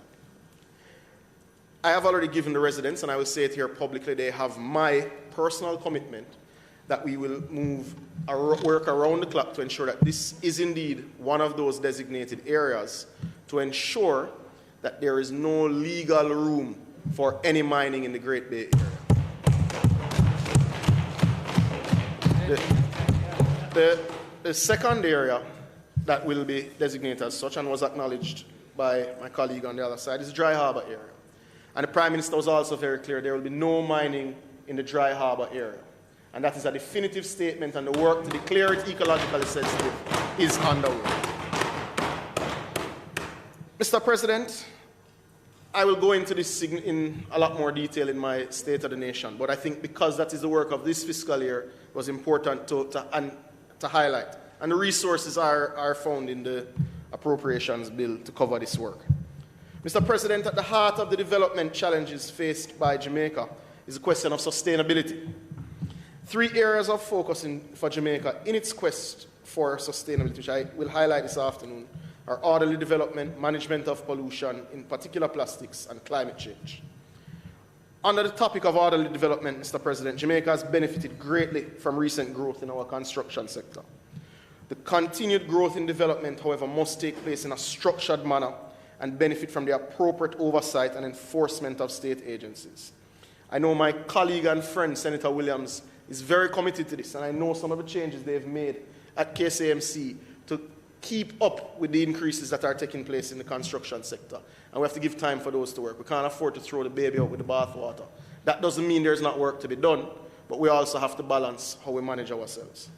The base of orderly development will come from adherence to our parish development orders. Now, Mr. President, in that vein, I am happy to announce that all parishes now have provisional development orders, Mr. President, a major achievement for the administration. Mr. President, on January 1st, 2019, Jamaica commenced the implementation of a phased ban on some single-use plastic items. This move put us ahead of the international curve on the issue.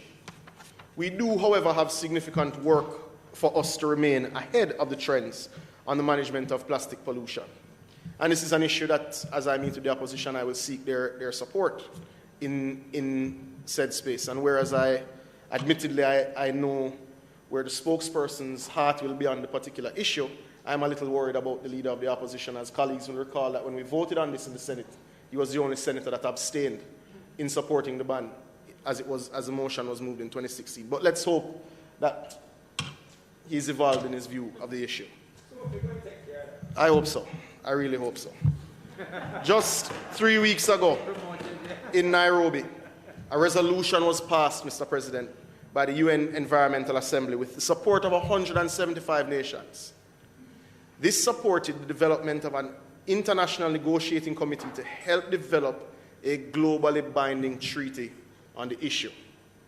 It means the globe has taken note and accepted that plastics are an issue that now requires action. Now, this treaty could have major implications to our manufacturing sector, as it seeks to reorder our consumption patterns and change our management of plastic waste.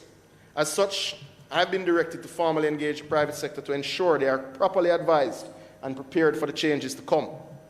However, Mr. President, in an effort for Jamaica's moral leadership on the issue to remain steadfast, there are steps the Ministry of Economic Growth and Job Creation, along with NEPA, will take.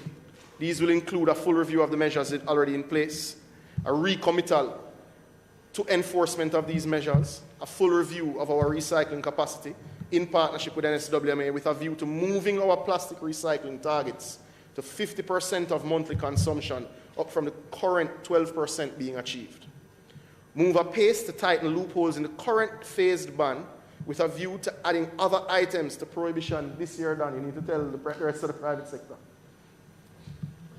Work with the Bureau of Standards to ensure the completion of the standards for biodegradability, to proceed with the banning of personal care products which contain microplastics. A study would have been published yesterday which said for the first time in known human history they've found microplastics in human blood. So we're in a different phase. Mr. President, plastics revolutionized our packaging industry. It, however, simultaneously moved our patterns of consumption to unsustainable levels. This, coupled with our capacity gaps in our waste management system, have created a significant threat to our natural environment. Mr. President, Jamaica will deal with the issue of plastic pollution and maintain its global leadership on the issue. Mr. President, global warming is likely to reach 1.5 degrees Celsius between 2030 and 2052. Some scientists would say before 2030. If it continues to increase at the current rate, the impacts of this temperature increase will endanger our ecosystems, critical infrastructure, labor productivity, human health, and well-being completely. The science is clear. It is for this reason the Ministry of Economic Growth and Job Creation are actively pursuing the completion of 2 important policies. These are the emissions policy and the climate change policy. The updated climate change policy framework speaks specifically to addressing the detrimental effects of climate change, whereas the emissions policy framework puts forward several objectives, strategies, and actions to improve the mechanism that govern air quality management. Some of these actions will reference climate action, but are not intended to focus solely on climate change. Mr. President, MECJC intends to solve a long-standing environmental issue by passing amendments this year to the Wildlife Protection Act. Members of this House should be aware that Jamaica signed the SPA Protocol in 1990. The SPA Protocol follows an ecosystem approach and supplies a unique legal framework for the conservation of the region's biodiversity. Now, Jamaica has been unable to accede to the protocol and be fully compliant with its intent for 32 years because of failure to amend the Wildlife Protection Act. Mr. President, this administration will address this legacy issue for the next within the next fiscal year. Climate change, Mr. President. It is the issue that will be the greatest challenge this generation will have to contend with. SIDS, like ours, are disproportionately affected by the associated threats. Mr. President, we acknowledge the threats and are moving to address them. However, SIDS like Jamaica face great difficulty in accessing the capital required for the transformation of our economies as we target carbon neutrality and the natural necessary resilience. Mr. President, increasing access to climate finance has been the primary focus of the GOJ, both from the perspective of the replenishment of the Global Climate Fund and accessing funds through the varying global funds which exist. In addition to the leadership role Jamaica has played in getting nations to make commitments to the GCF, we have also been resolute in our calls to simplify and harmonize the application processes for SIDS to access funds through the varying multilateral and donor partners. Mr. President, the CCD, which is the Climate Change Division, remains in active and ongoing discussions with our development partners to secure additional financing in Jamaica with the able support of the Ministry of Foreign Trade and Foreign Affairs. Jamaica's heightened ambition for climate action is reflected in the upgraded national determined contributions, with increased national climate targets for emission reductions in line with global commitments, along with its implementation plans. In the coming fiscal year, Mr. President, we will continue the work of advancing Jamaica's international positioning as a reliable country to implement projects and mobilize investments. This work will continue through partnerships, including the NDC partnership, of which Jamaica assumed the co-chair along with the UK for 2021-2022. Mr. President, to note, Jamaica has also been selected as a pioneer country to test the access to finance mechanism developed as an outcome of COP26, Mr. President. This is a big deal for Jamaica. And I also, before moving on, acknowledge the work of former Minister Pernell Charles, who would have been our former colleague in this space, as much of this work would have been advanced by him before his chair. In 2022-2023, Mr. President, Jamaica will focus its attention on its climate work on the preparation of the National Action Plan for Jamaica in collaboration with the PIOJ. We will see the commencement of action under a £19.5 million regional project funded by the German government, which will advance efforts to improve the existing regulatory framework for transition to more sustainable transport. Jamaica, as one of 3 identified flagship countries in this project, will use the resources to increase the fleet, hear this one, Lamy, of electric vehicles in the public transport system. Jamaica has been allocated £4.1 million to implement this action, Mr. President. The commencement of actions under the Access to Finance Task Force to crowd in additional finance for climate action will also be a focus for this year. Under the environment and climate change, the final topic I will focus on is really the issue of restoration, Mr. President. Sorry to tell you, Senator Fraser Binns, but his time has expired. I deeply regret that this time I will depart from my usual approach and ask him how much time he needs. Senator Scott Motley, Leader Johnson Smith needs a 420 motion, first of all. Mr. President, the time being 4:20, I ask that the Senate be allowed to sit beyond 4:30 to complete the business of the day, and then we take back. But not much longer beyond that, though. We need the space to do Members yours. would have heard the question. Those in favour? Against? Senator Scott Motley. I was asking the member how much time. I'm not usually so mean-spirited.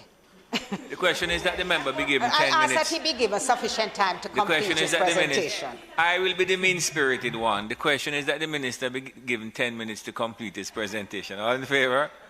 Against?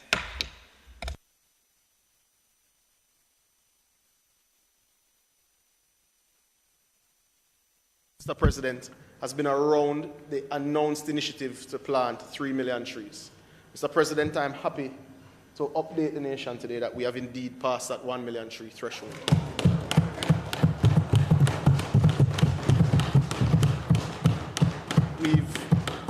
We've also launched a GIS application that will allow those who choose to participate with us to put the app on their phone and to help us identify the location of these trees, so that we don't have to go out and verify each step, but rather the forestry officers per parish can take the time and work through that space. So that's another major achievement for us, Mr. President. Now, I was preempted by our Port Laureate this morning. We did indeed receive her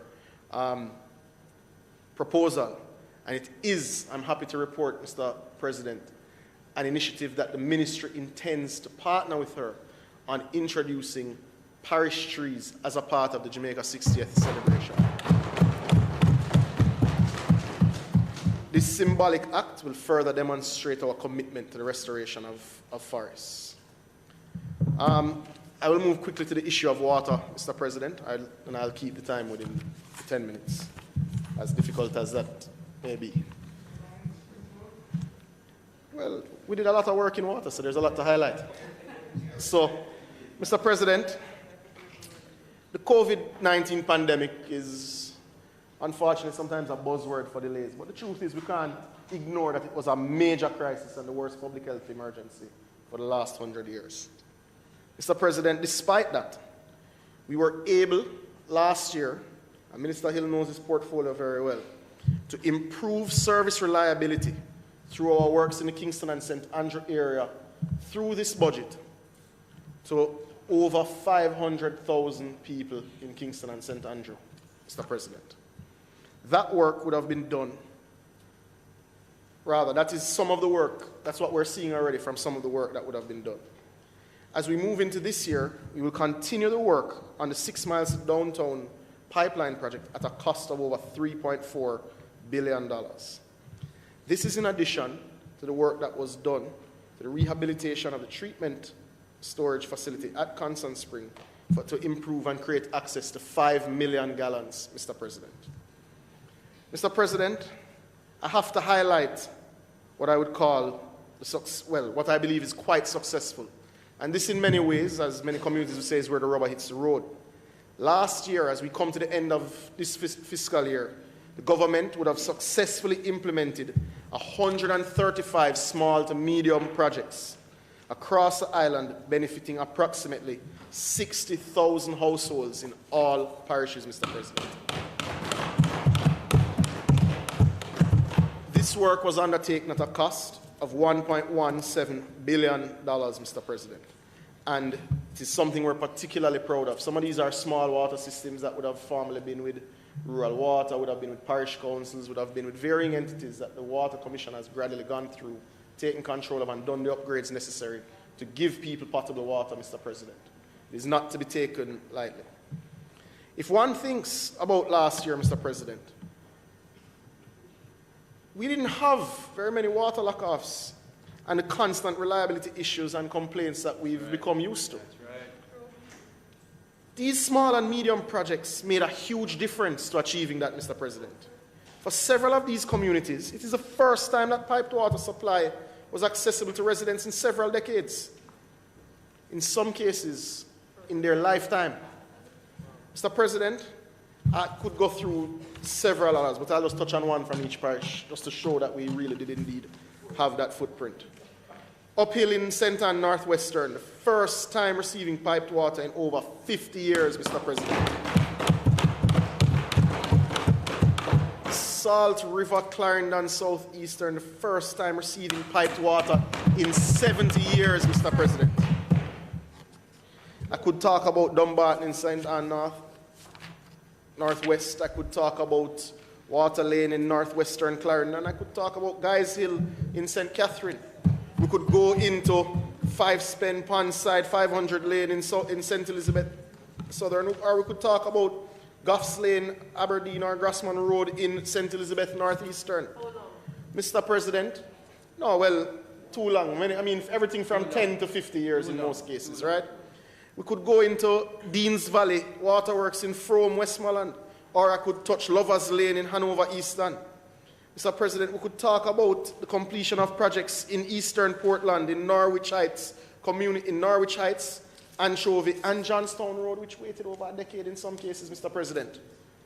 Mr. President, we could talk about Sports Road and Galena in Central St. Mary, or we could talk about even sections above what we commonly refer to as Jacksonville that waited decades, Mr. President. Mr. President, we could talk about Somerton and Bucktown or Adelphi in St. James, or we could talk about the completed pipeline in Scarlett Hall and Wakefield in Trelawney. Mr. President, I could talk about Knockpatrick and Central Village in Manchester, or we could talk about Windsor Castle in St. Thomas. Mr. President, the arms of the state that deal with water working around the clock to ensure that people get potable water, and that the target that we have in our Vision 2030 document of providing potable water to all Jamaicans is met by 2030, Mr. President. The achievements and some of the bigger ones, especially as it relates to wastewater, which is a major issue for environment. It's not a sexy topic, but it's a very important investment to facilitate development, and it also is a very important investment to facilitate environmental protection. In the wastewater issues, Mr. President, we completed the investments in the Greater Portmore wastewater facilities. We completed investments in the Horizon and the Eltham wastewater facilities. This work was 672 million, 300 million, and 20.9 million, respectively, Mr. President, completed on time. Absolutely. And credit to Minister Hill and his team who would have worked on these projects at the time.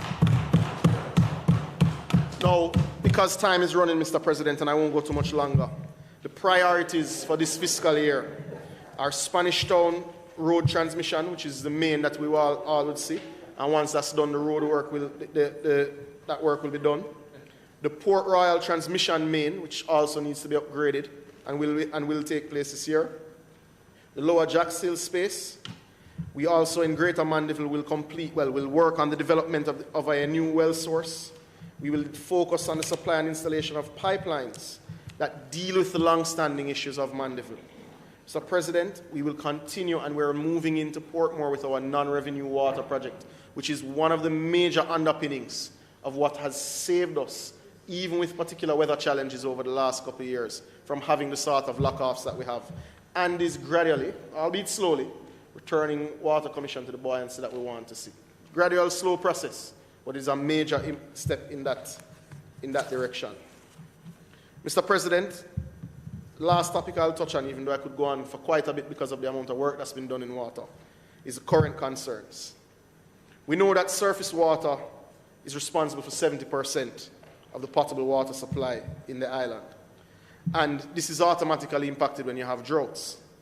Over the last 60 days, we've seen reduced rainfall, depending on parish, between 10 and 30%. Projections from the Met Service show a 35% risk. Now, that you will have a 35% reduction, but a 35% risk that this could continue. That would have, over the next 90 days, that would have an impact and would become a drought. We're not at the stage yet, statistically, where you can classify it as a drought, but it is something that we're monitoring very quickly. I have always said, when I'm in this house and elsewhere, that when things are good, I'll come here and beat the desk. When things are concerning, I will also come and update you before you have to ask me. Mr. President, we are monitoring the systems very closely. We're not in drought, but the declining rainfall is a concern. So we will manage it very carefully. The Hermitage system is currently just under 70%, and the Mona system is just under 80%. So we're not in any concern yet. However, to be preemptive, I've gotten clearance from the Prime Minister to convene the National Drought Management Committee to start planning should the weather trends continue. So we're putting in place things early. Now this will help with issues that have come up in the past in the Parliament of traditional weather concerns. It will deal with traditional procurement concerns because we're planning ahead, Mr. President. So I'm particularly happy for that. Now, Mr. President, we all know what happens if drought chips in with reduced water supply, etc. So we're going to continue to focus on ensuring that we plan properly.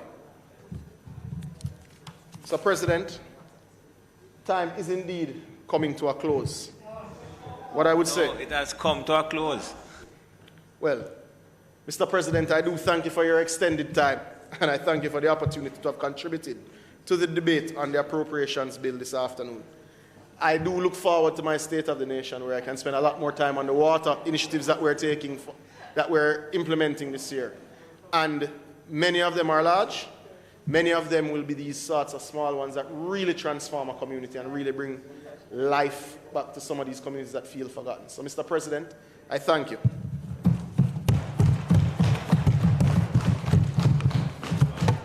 One minute. No, 1 minute, Senator. Anybody there?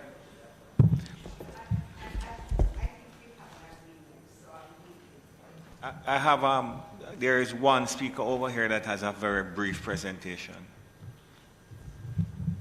And I'm yielding.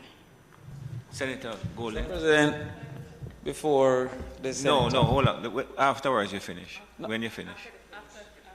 Senator. On the point of information? Senator Golden has a brief intervention to make.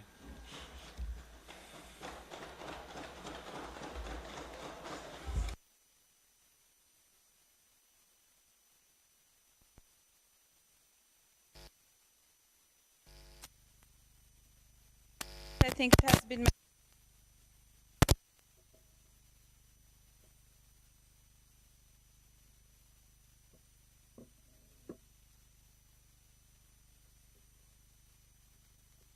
Is this working?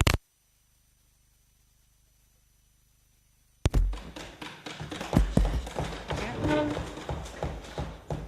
Mr. President, in keeping with my tradition, I will be quite brief. But I did want to make a short contribution on the Appropriations Act 2022.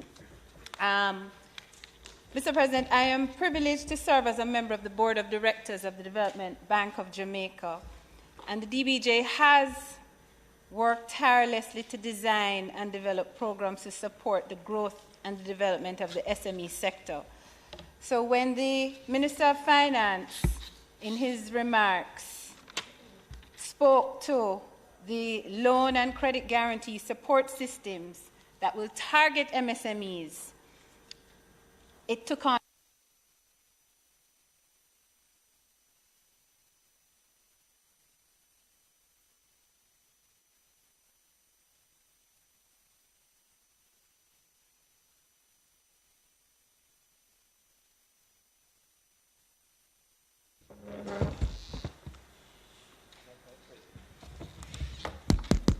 Is that better?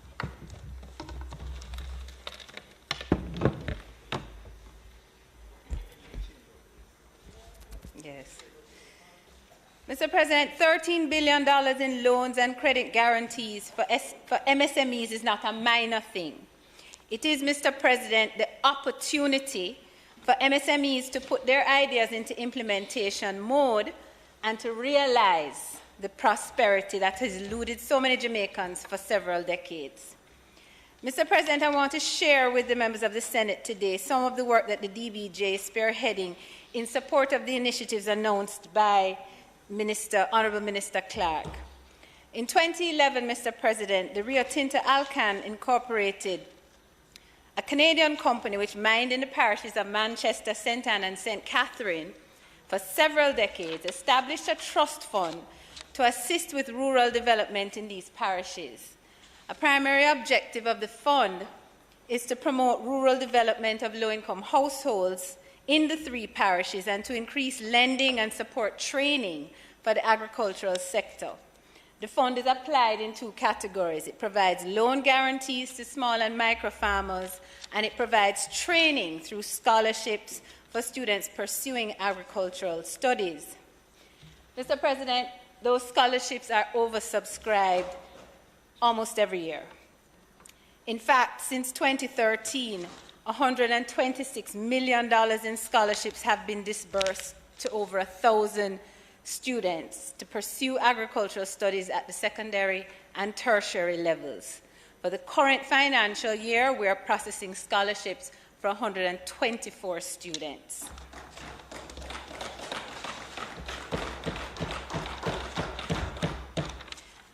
Mr. President, this guarantee, the loan guarantee portion of the fund works similarly to the DBJ's credit enhancement facility. It will provide partial collateral security for loans that are issued to small and micro farmers for projects which is in keeping with the mandate of the fund. Some of these ventures can include, but are not limited to, crop and livestock production, agro-processing, greenhouse farming, water catchment construction for irrigation purposes, craft production, and energy loans associated with farming projects. It will also facilitate loans mainly for the use of working capital and purchasing of equipment. Mr. President, unfortunately over the years, the loan guarantee side of the fund has not had a lot of traction. And this is largely because financial institutions have not really been focused on the agricultural sector. So when I went on as chair of the fund and asked the questions, the fund members asked the questions, the DBJ did some work, did some research, and came back with that feedback. As a result of that, initiatives were taken, Mr. President, to see how we could reinvigorate the purpose of the fund, that being the loan guarantee side of it. I'm happy to tell the Senate, and I do this with the permission of the Minister of Finance, that the DBJ has engaged with the Agro Invest Corporation Limited to provide guarantees under the fund to the small and micro farmers in those 3 parishes who engage through the agro parks of the AIC. But it's much more than just providing loan guarantees. Just this week, the DBJ signed an MOU with the Agro Invest Corporation to facilitate the provision of expert agribusiness investment advice and the assessment of proposed agribusiness projects, to assess requests and applications from farmers and entities for agribusiness development, to prepare and/or review new business or development plans for farming projects, to train, to collaborate, engage, and train financial institutions, the AFIs, the approved financial institutions, and the microfinancing institutions, their staff, to build the capacity to assess agricultural loan proposals and ultimately support the guarantee provision to small and micro farmers. And lastly,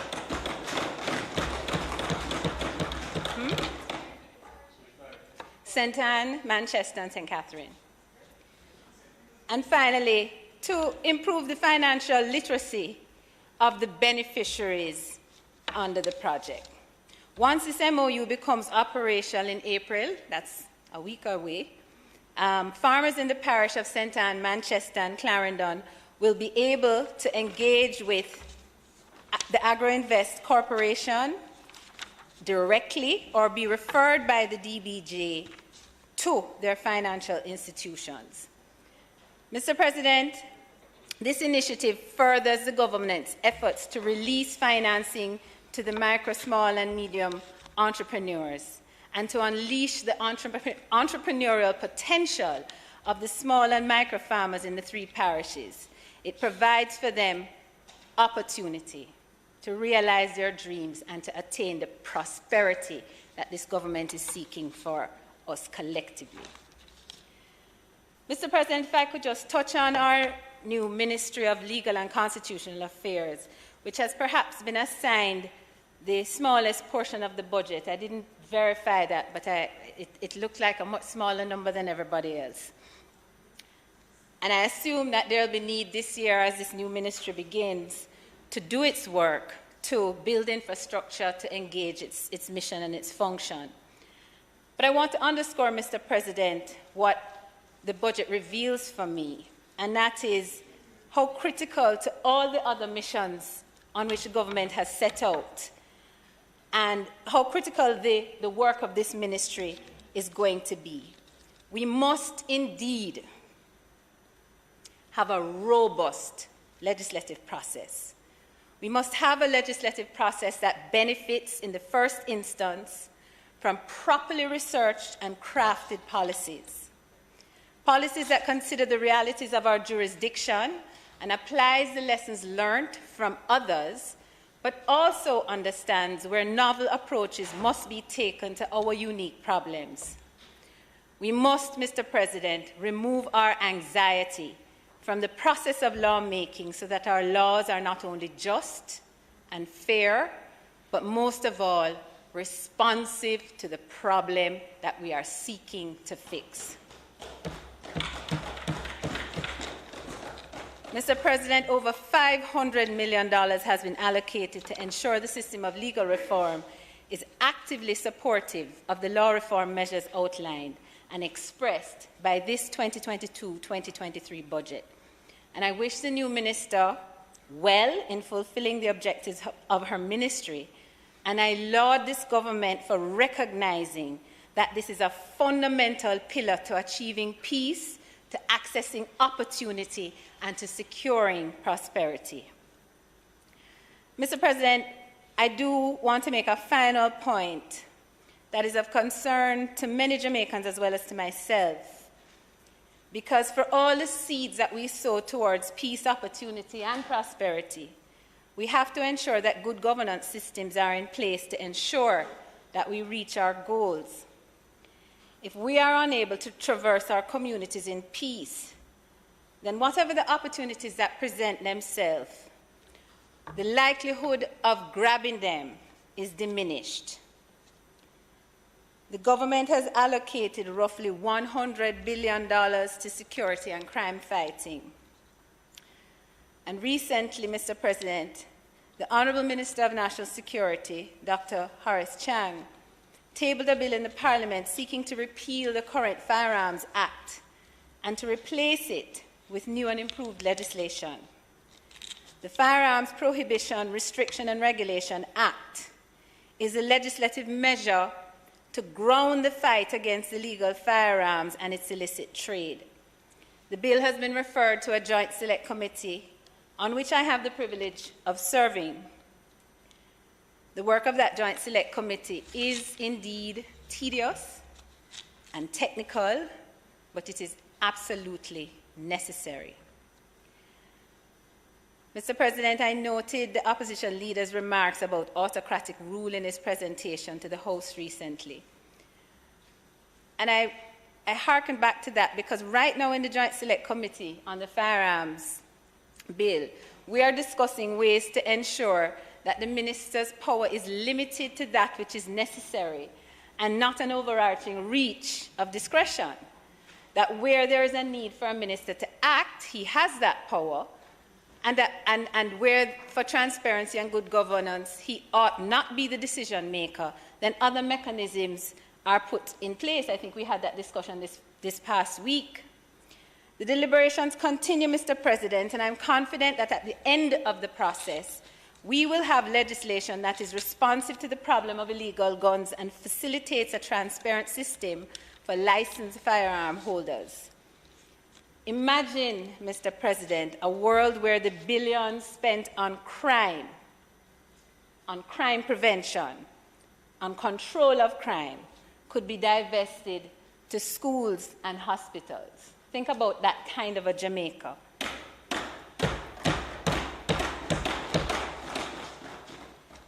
Just this morning, Mr. President, I had a very serious conversation with my 14-year-old son about the youngster who was murdered on Ligony Avenue this past week for what reports say was his cellular phone. And I know it goes without saying that this entire Senate would join me in expressing condolences to that young man's mother and his family. As a mother, I cannot even fathom the agony that she must be experiencing. But I wonder, Mr. President, some of these crimes, our personal responsibility doesn't come into play. I'm told the young man might have been killed by a fellow schoolmate. Someone knew, perhaps, and I just wonder if someone knew what was happening and chose to turn a blind eye. Mr. President, the government can allocate $200 billion. It can allocate $300 billion. It can allocate $400, $500, $600 billion to crime fighting, prevention, and security.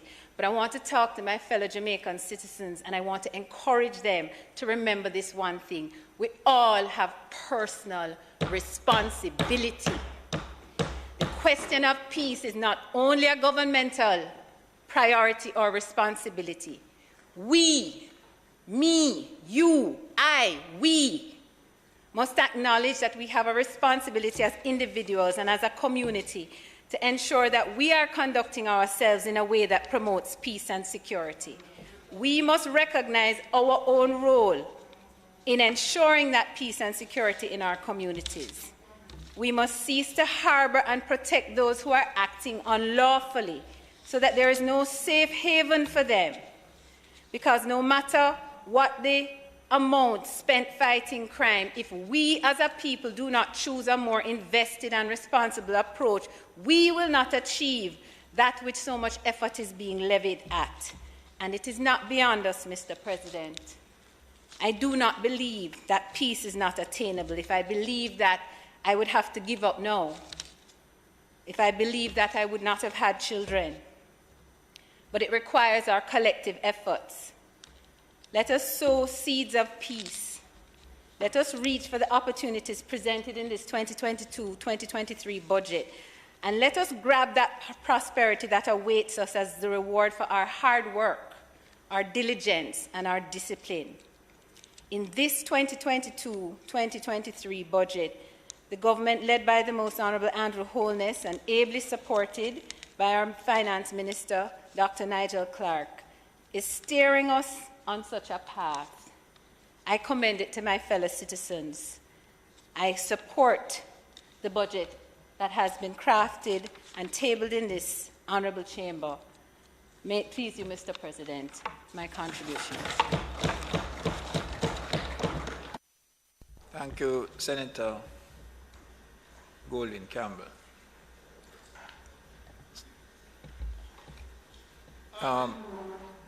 Let me.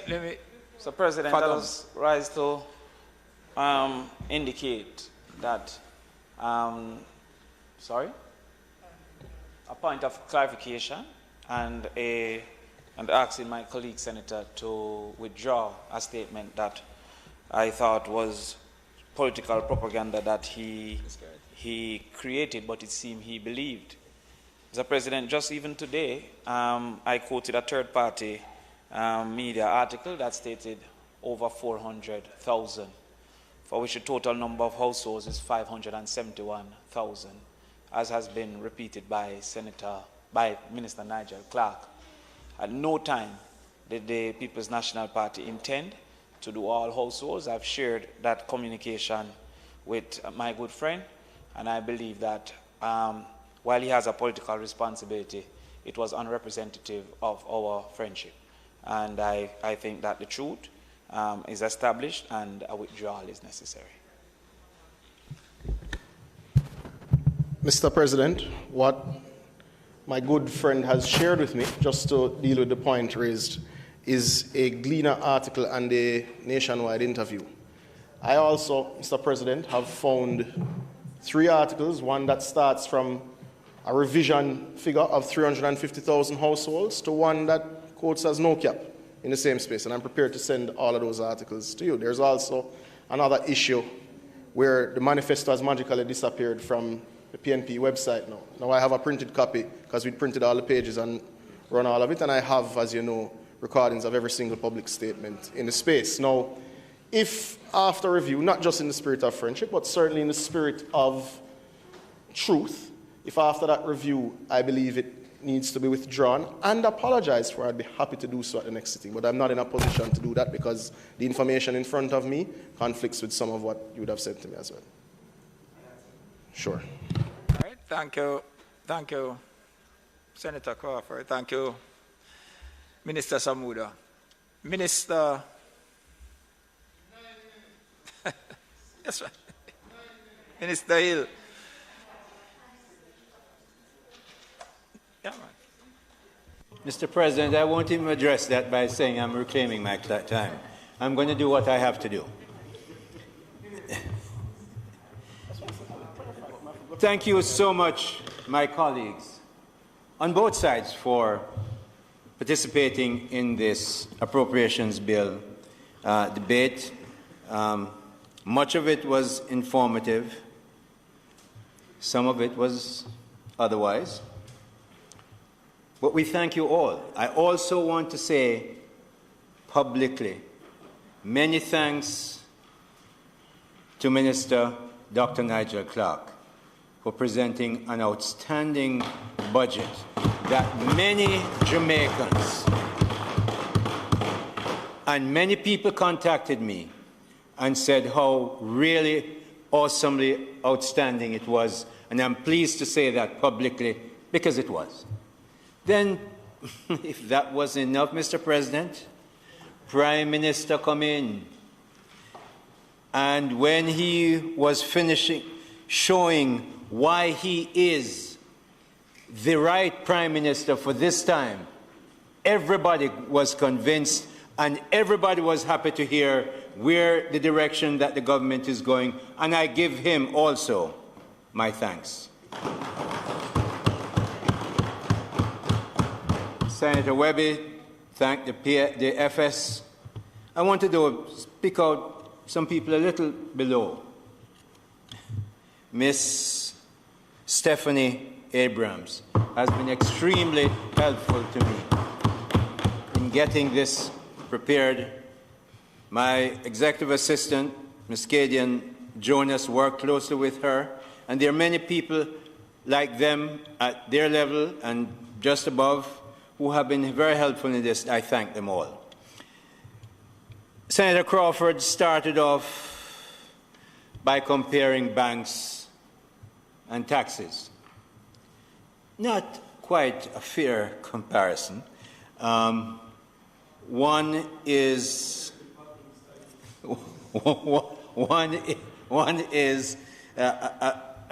both are very important, but are from different areas of our economy. And yes, we do not want to get in the business of telling banks what to charge. I've seen that enough around the world, and it doesn't work. But you know, on the taxi issue, what we have to look at is the fact that yesterday I saw on cable television, where after 3, maybe 4 years now, the taxi people in New York fighting Uber to get Uber out. Well, yesterday they joined hands. Maybe, and that's, as you know, Senator Crawford, is an unregulated business. Uber is, to a large extent. And maybe we will have a Jamaican Uber here, where them and the taxi people can get together, and you just book your taxi on your phone and off you go. So we will see what happens there. But what I want to address is the 40 billion spent, 26.4 of which is for health, is a huge spend. Government showing what it means. So how can you really argue, Senator Crawford, that we have not targeted the needy? Not possible. Now we look at what you're saying about $4,000 flat for the JPS bill. Well, Mr. President, constantly I see this happening from across the aisle. They bring out a number, they don't calculate how you're going to pay for it, who you're going to tax to do that, and all of a sudden the money must be right. So you give $4,000, you know how much that comes out to? $28.8 billion. Then you add the other 40 that they talk about in another place. So you hear it's 40 billion, 28. Nobody does a calculation, so who's going to pay for it? How do you do that? So the Minister of Finance has the responsibility to make sure he knows where his revenues are coming from and spend it accordingly, so we do not get back, send it properly, so we do not get back to the place where we're coming from in 2012, 2013. We're not going back there. Not going back there. So 28, when you're talking about your $4,000 flat, it's $28.8 billion. You need to say that as well. So, Mr. President, we move to the maintaining of the hedge. Now, this one is something I know. I have had 3 or 4 bank treasuries reporting to me around the world, not just in one jurisdiction. And, Mr. President, I know for sure that the senator who was talking about hedge he may know mathematics, but he doesn't know hedge.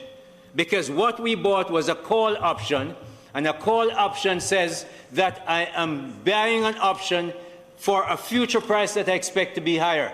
If I expect the price to be low, I buy a put option. Well, it so happens, which means I expect the price to go down. Well, it so happens when they bought the $67 hedge strike price, that's what they expect the price to go to, or higher.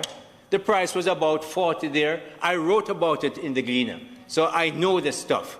And that price never went up to where, not in the direction that they expected. In fact, it would have been wiser if they understood what they were doing, Senator Webby, to have bought a put option. Because soon afterwards, Iran came back on the oil market and the oil prices went down to about $29, $31. In other words, if we had bought a put option, we would have made money since they were about to bet on oil. That's what they were doing. And they didn't buy, they bought a call option, and the price never went up during that period of time. And so we spent $33 million US. So a rich US bank got that money, about $3.3 billion, and we got nothing. That's what you expect us to get. So we understand, and you can't decide when Mr. Putin is going to cause a war. You can't do that. You don't do that easily. And so we're now at a place where we're saying we should have bought. Listen, if you don't understand hedge, go read it. This one I know. I'm not you. Anybody who doesn't understand hedge, read it. This one I know. Okay, I'm not questioning this. No, man, we have time. I remember I gave up my time. Just relax. I have more things to tell you. The dealers, you talk about electric vehicle. Still friendship, you know. Still friend, okay? Electric vehicles. Well, I had a discussion with Minister Vaz, the minister under whose portfolio it comes. And he has been discussing with the automobile dealers, because you can't just bring in cars. And the issue of how many charging places we're going to have, it's an investment that has to be made. We're going to go down that road. But they started off at an even lower number than 1,000. And they've arrived at 1,000 within the year so that they can get used to the vehicles, see how they work, make sure they have the necessary service in place. So a lot of infrastructure has to go in before, Mr. President, we import these cars. So I can assure you 1,000 is a number that's agreed by the players in the market, and that's probably a very good way to go about starting a new business. So, Mr. President, the issue of electric cars, again, is being properly handled by this government. Any set of budget projections, I must tell Senator Brown, is based on the future. It's a projection. And no one, and certainly not Senator Lambert Brown, knows what the future will bring.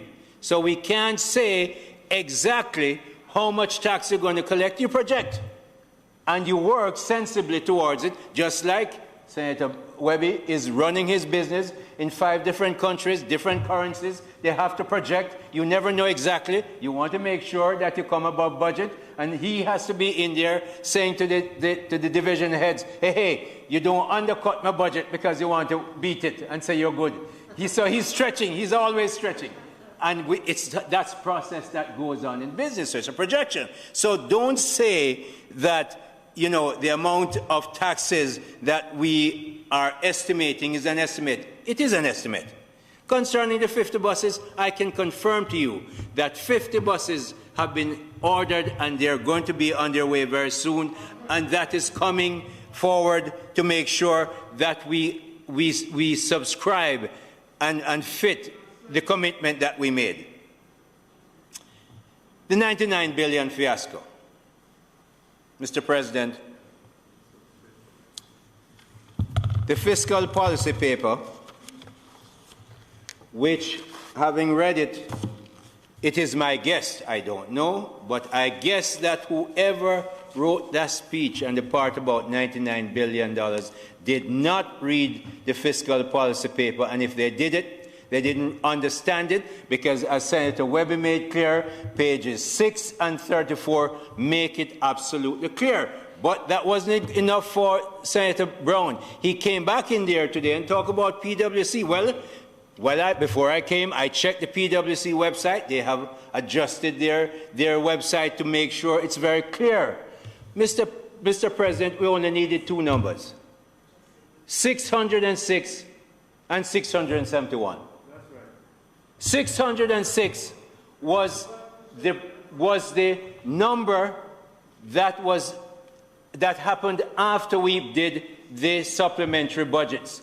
But the mistake that was made is that, and I have here revenue estimates, if you go through, I have 4 or 5 years here, when you go through it, it's very, very clear that when you say estimates 2020, 2021, that's the first figure that is given before the end of the financial year, before March 31st, but you have 2 or 3 other supplementary budgets. Those weren't added on. And when you add it up, you get to that 606, and you come to 671 that the minister just spoke about. The difference is 65. Simple arithmetic, Mr.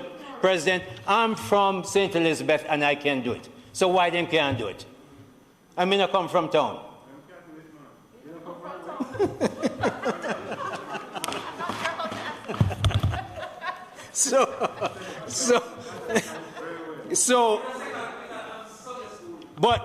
But Senator Crawford, you know what happened? You weren't here. Let me explain. They is the plural for Senator Brown. They now shifted the argument from their bad arithmetical calculation today, according to Senator Brown, to tax increase by inflation, which is a very novel political interpretation when you get the numbers wrong. So now they're flexing, and instead of staying with the simple calculation, they say, oh, the minister is going to get more taxes because inflation is happening, and inflation might not have to stay along forever, so it might not happen all the time. So now, instead of saying, let me go back and check the number and make it right, them infuse inflation and flex, Mr. President, to a political argument that has no basis in the numbers. Yeah, but inflation was the highest under their portfolio, and they missed their revenue targets every single year. So now, in fact, it's worse than that. Every single year, 2012 to 2016, that the PNP were in government. During that period of time, they raised taxes on Jamaicans by $58 billion. In the past 5 years, we have had no new taxes versus $58 billion, Mr. President. That is the difference between the philosophy and the practice of government. On that side, $58 billion tax. Over here, so no new taxes for 5 years. We're willing to stand on that record.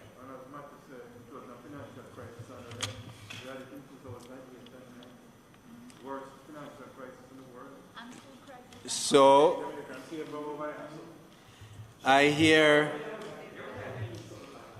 Senator Brown talk about the people not listening to the budget piece. Me don't know which country him live in. Because like him, I'm on many social media places and they were glued to their television.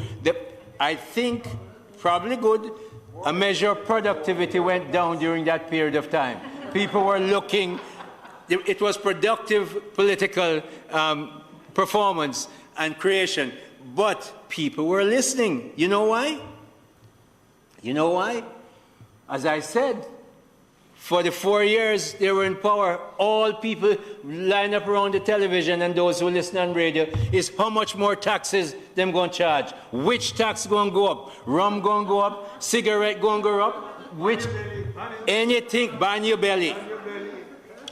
This time, Mr. President, people listened to hear the good news of performance and they probably guessed there would be no new taxes. And we stand on that. So, Mr. President, there is an issue of a policy. There is an issue of a policy difference. A clear policy difference. I mentioned one earlier when I opened about that we believe that people can spend their money better than government, so we give them back as much as we can and take as little as we must. So Senator Brown went down the road about indirect taxes. He read the stuff that said it's our policy and it is our policy. And why, Mr. President? There are a number of reasons. I'll just give you a main one. A substantial part of the Jamaican economy is informal.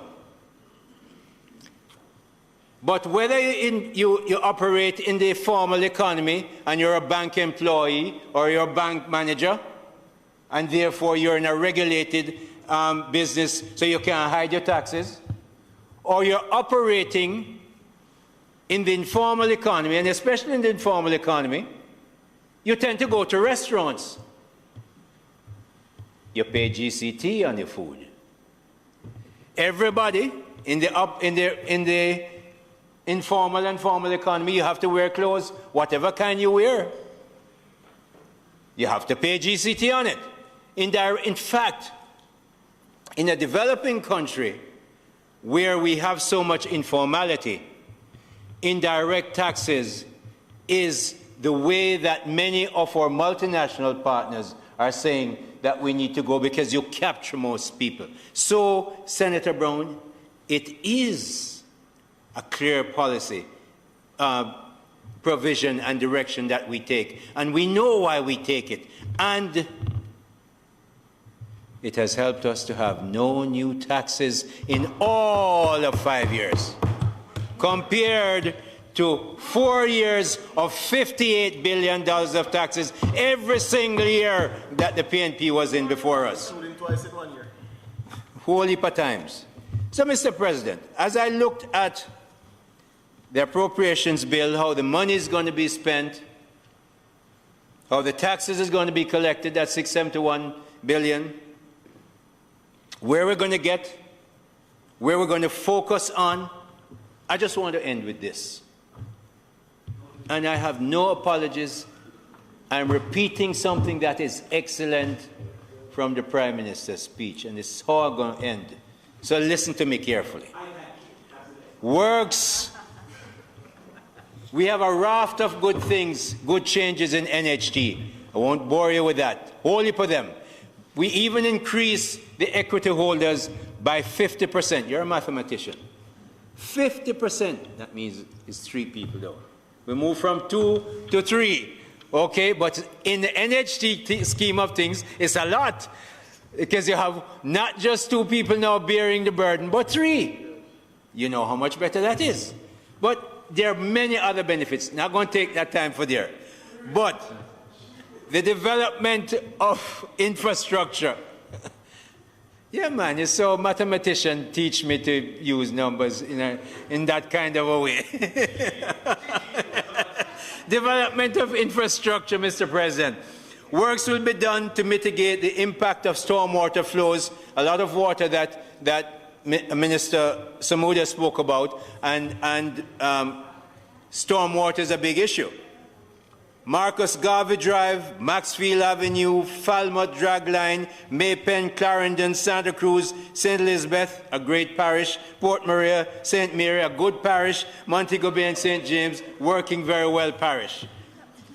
So they'll excuse me because I come from St. Elizabeth.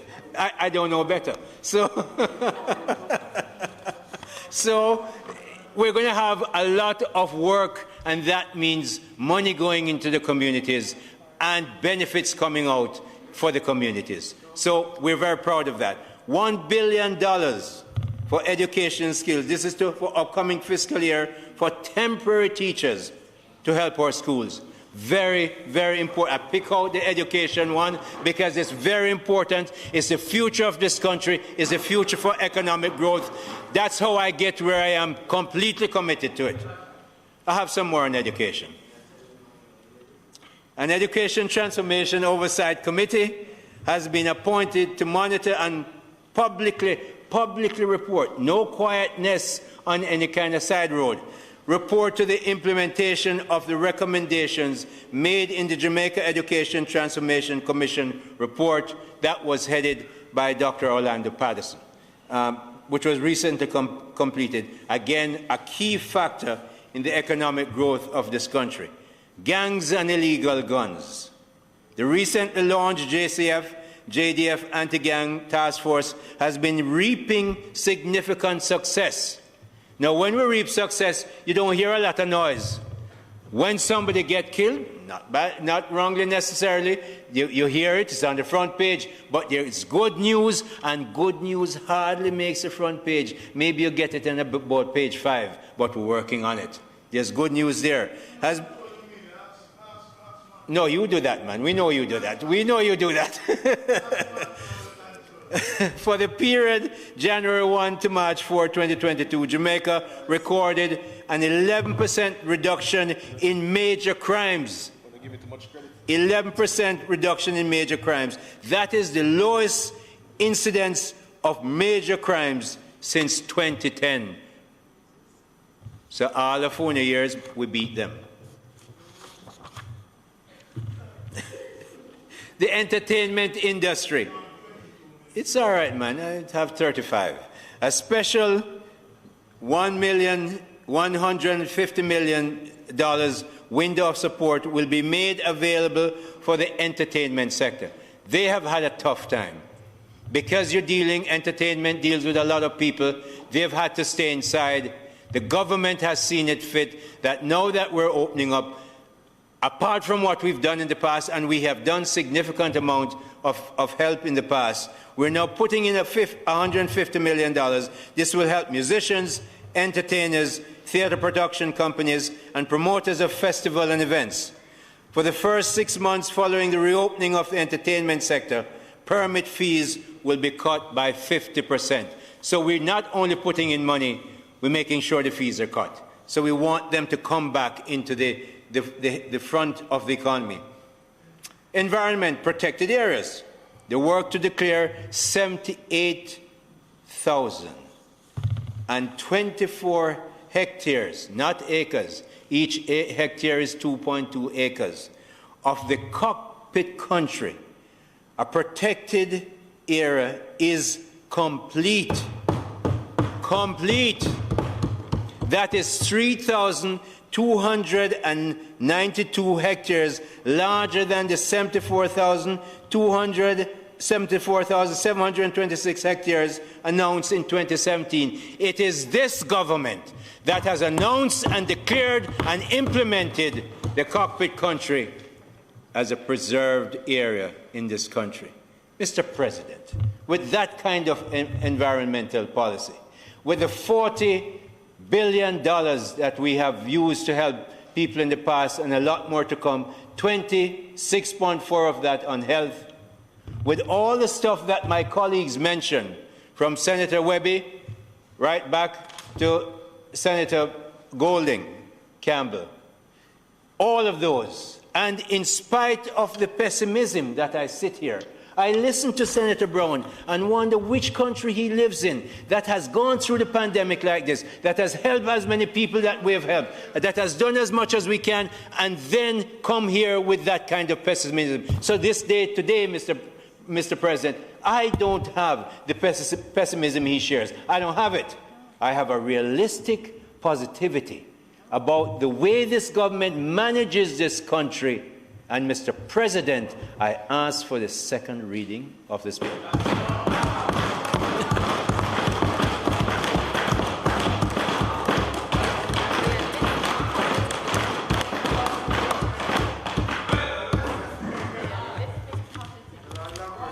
All right, thank you, Minister Hill. I thought you were going to go on for another 15 minutes, but be that as it may. All right. The question is that the bill be read a second time. Those in favor? Those against? The ayes have it. A bill entitled An Act to Apply a Sum out of the Consolidated Fund to the service of the year ending on the 31st day of March 2023 and to appropriate the sums granted in this session of Parliament and for matters connected therewith and related thereto, read a second time. The Senate will now resolve itself into a committee of the whole Senate to consider the bill clause by clause.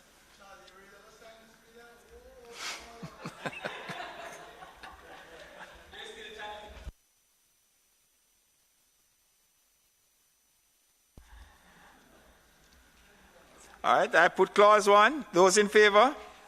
Those against? The ayes have it. Put clause 2. Those in favor? Those against?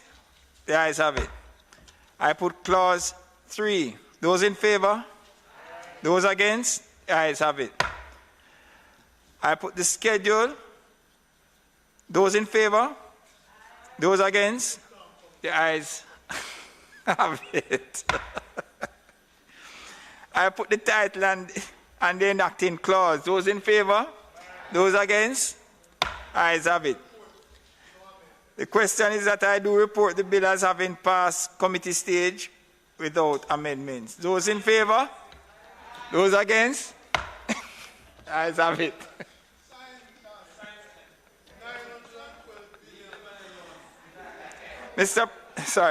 I do report the bill as having passed committee stage without amendment. Mr. Sale?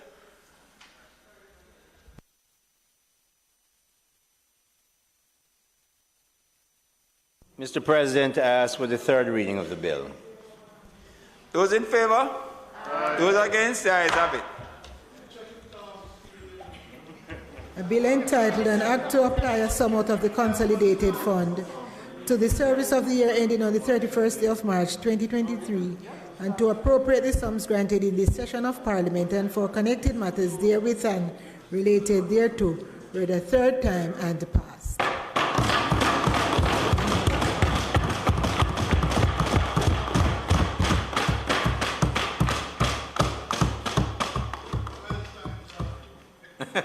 Minister, behave yourself. Mr. President, it is not intended to do any further business today, but we could be persuaded. You know, I can always find something. But it has been an excellent day, one of robust exchange on the critical issues that face us at this very uncertain time in the global environment, but one in which we are committed to maintaining a sense of realistic positivity. So with that spirit, we go into the weekend, and Mr. President, I ask that the Senate be adjourned for a date to be fixed. those in favor? Those against? The ayes have it. I now declare the Senate adjourned to a date to be announced.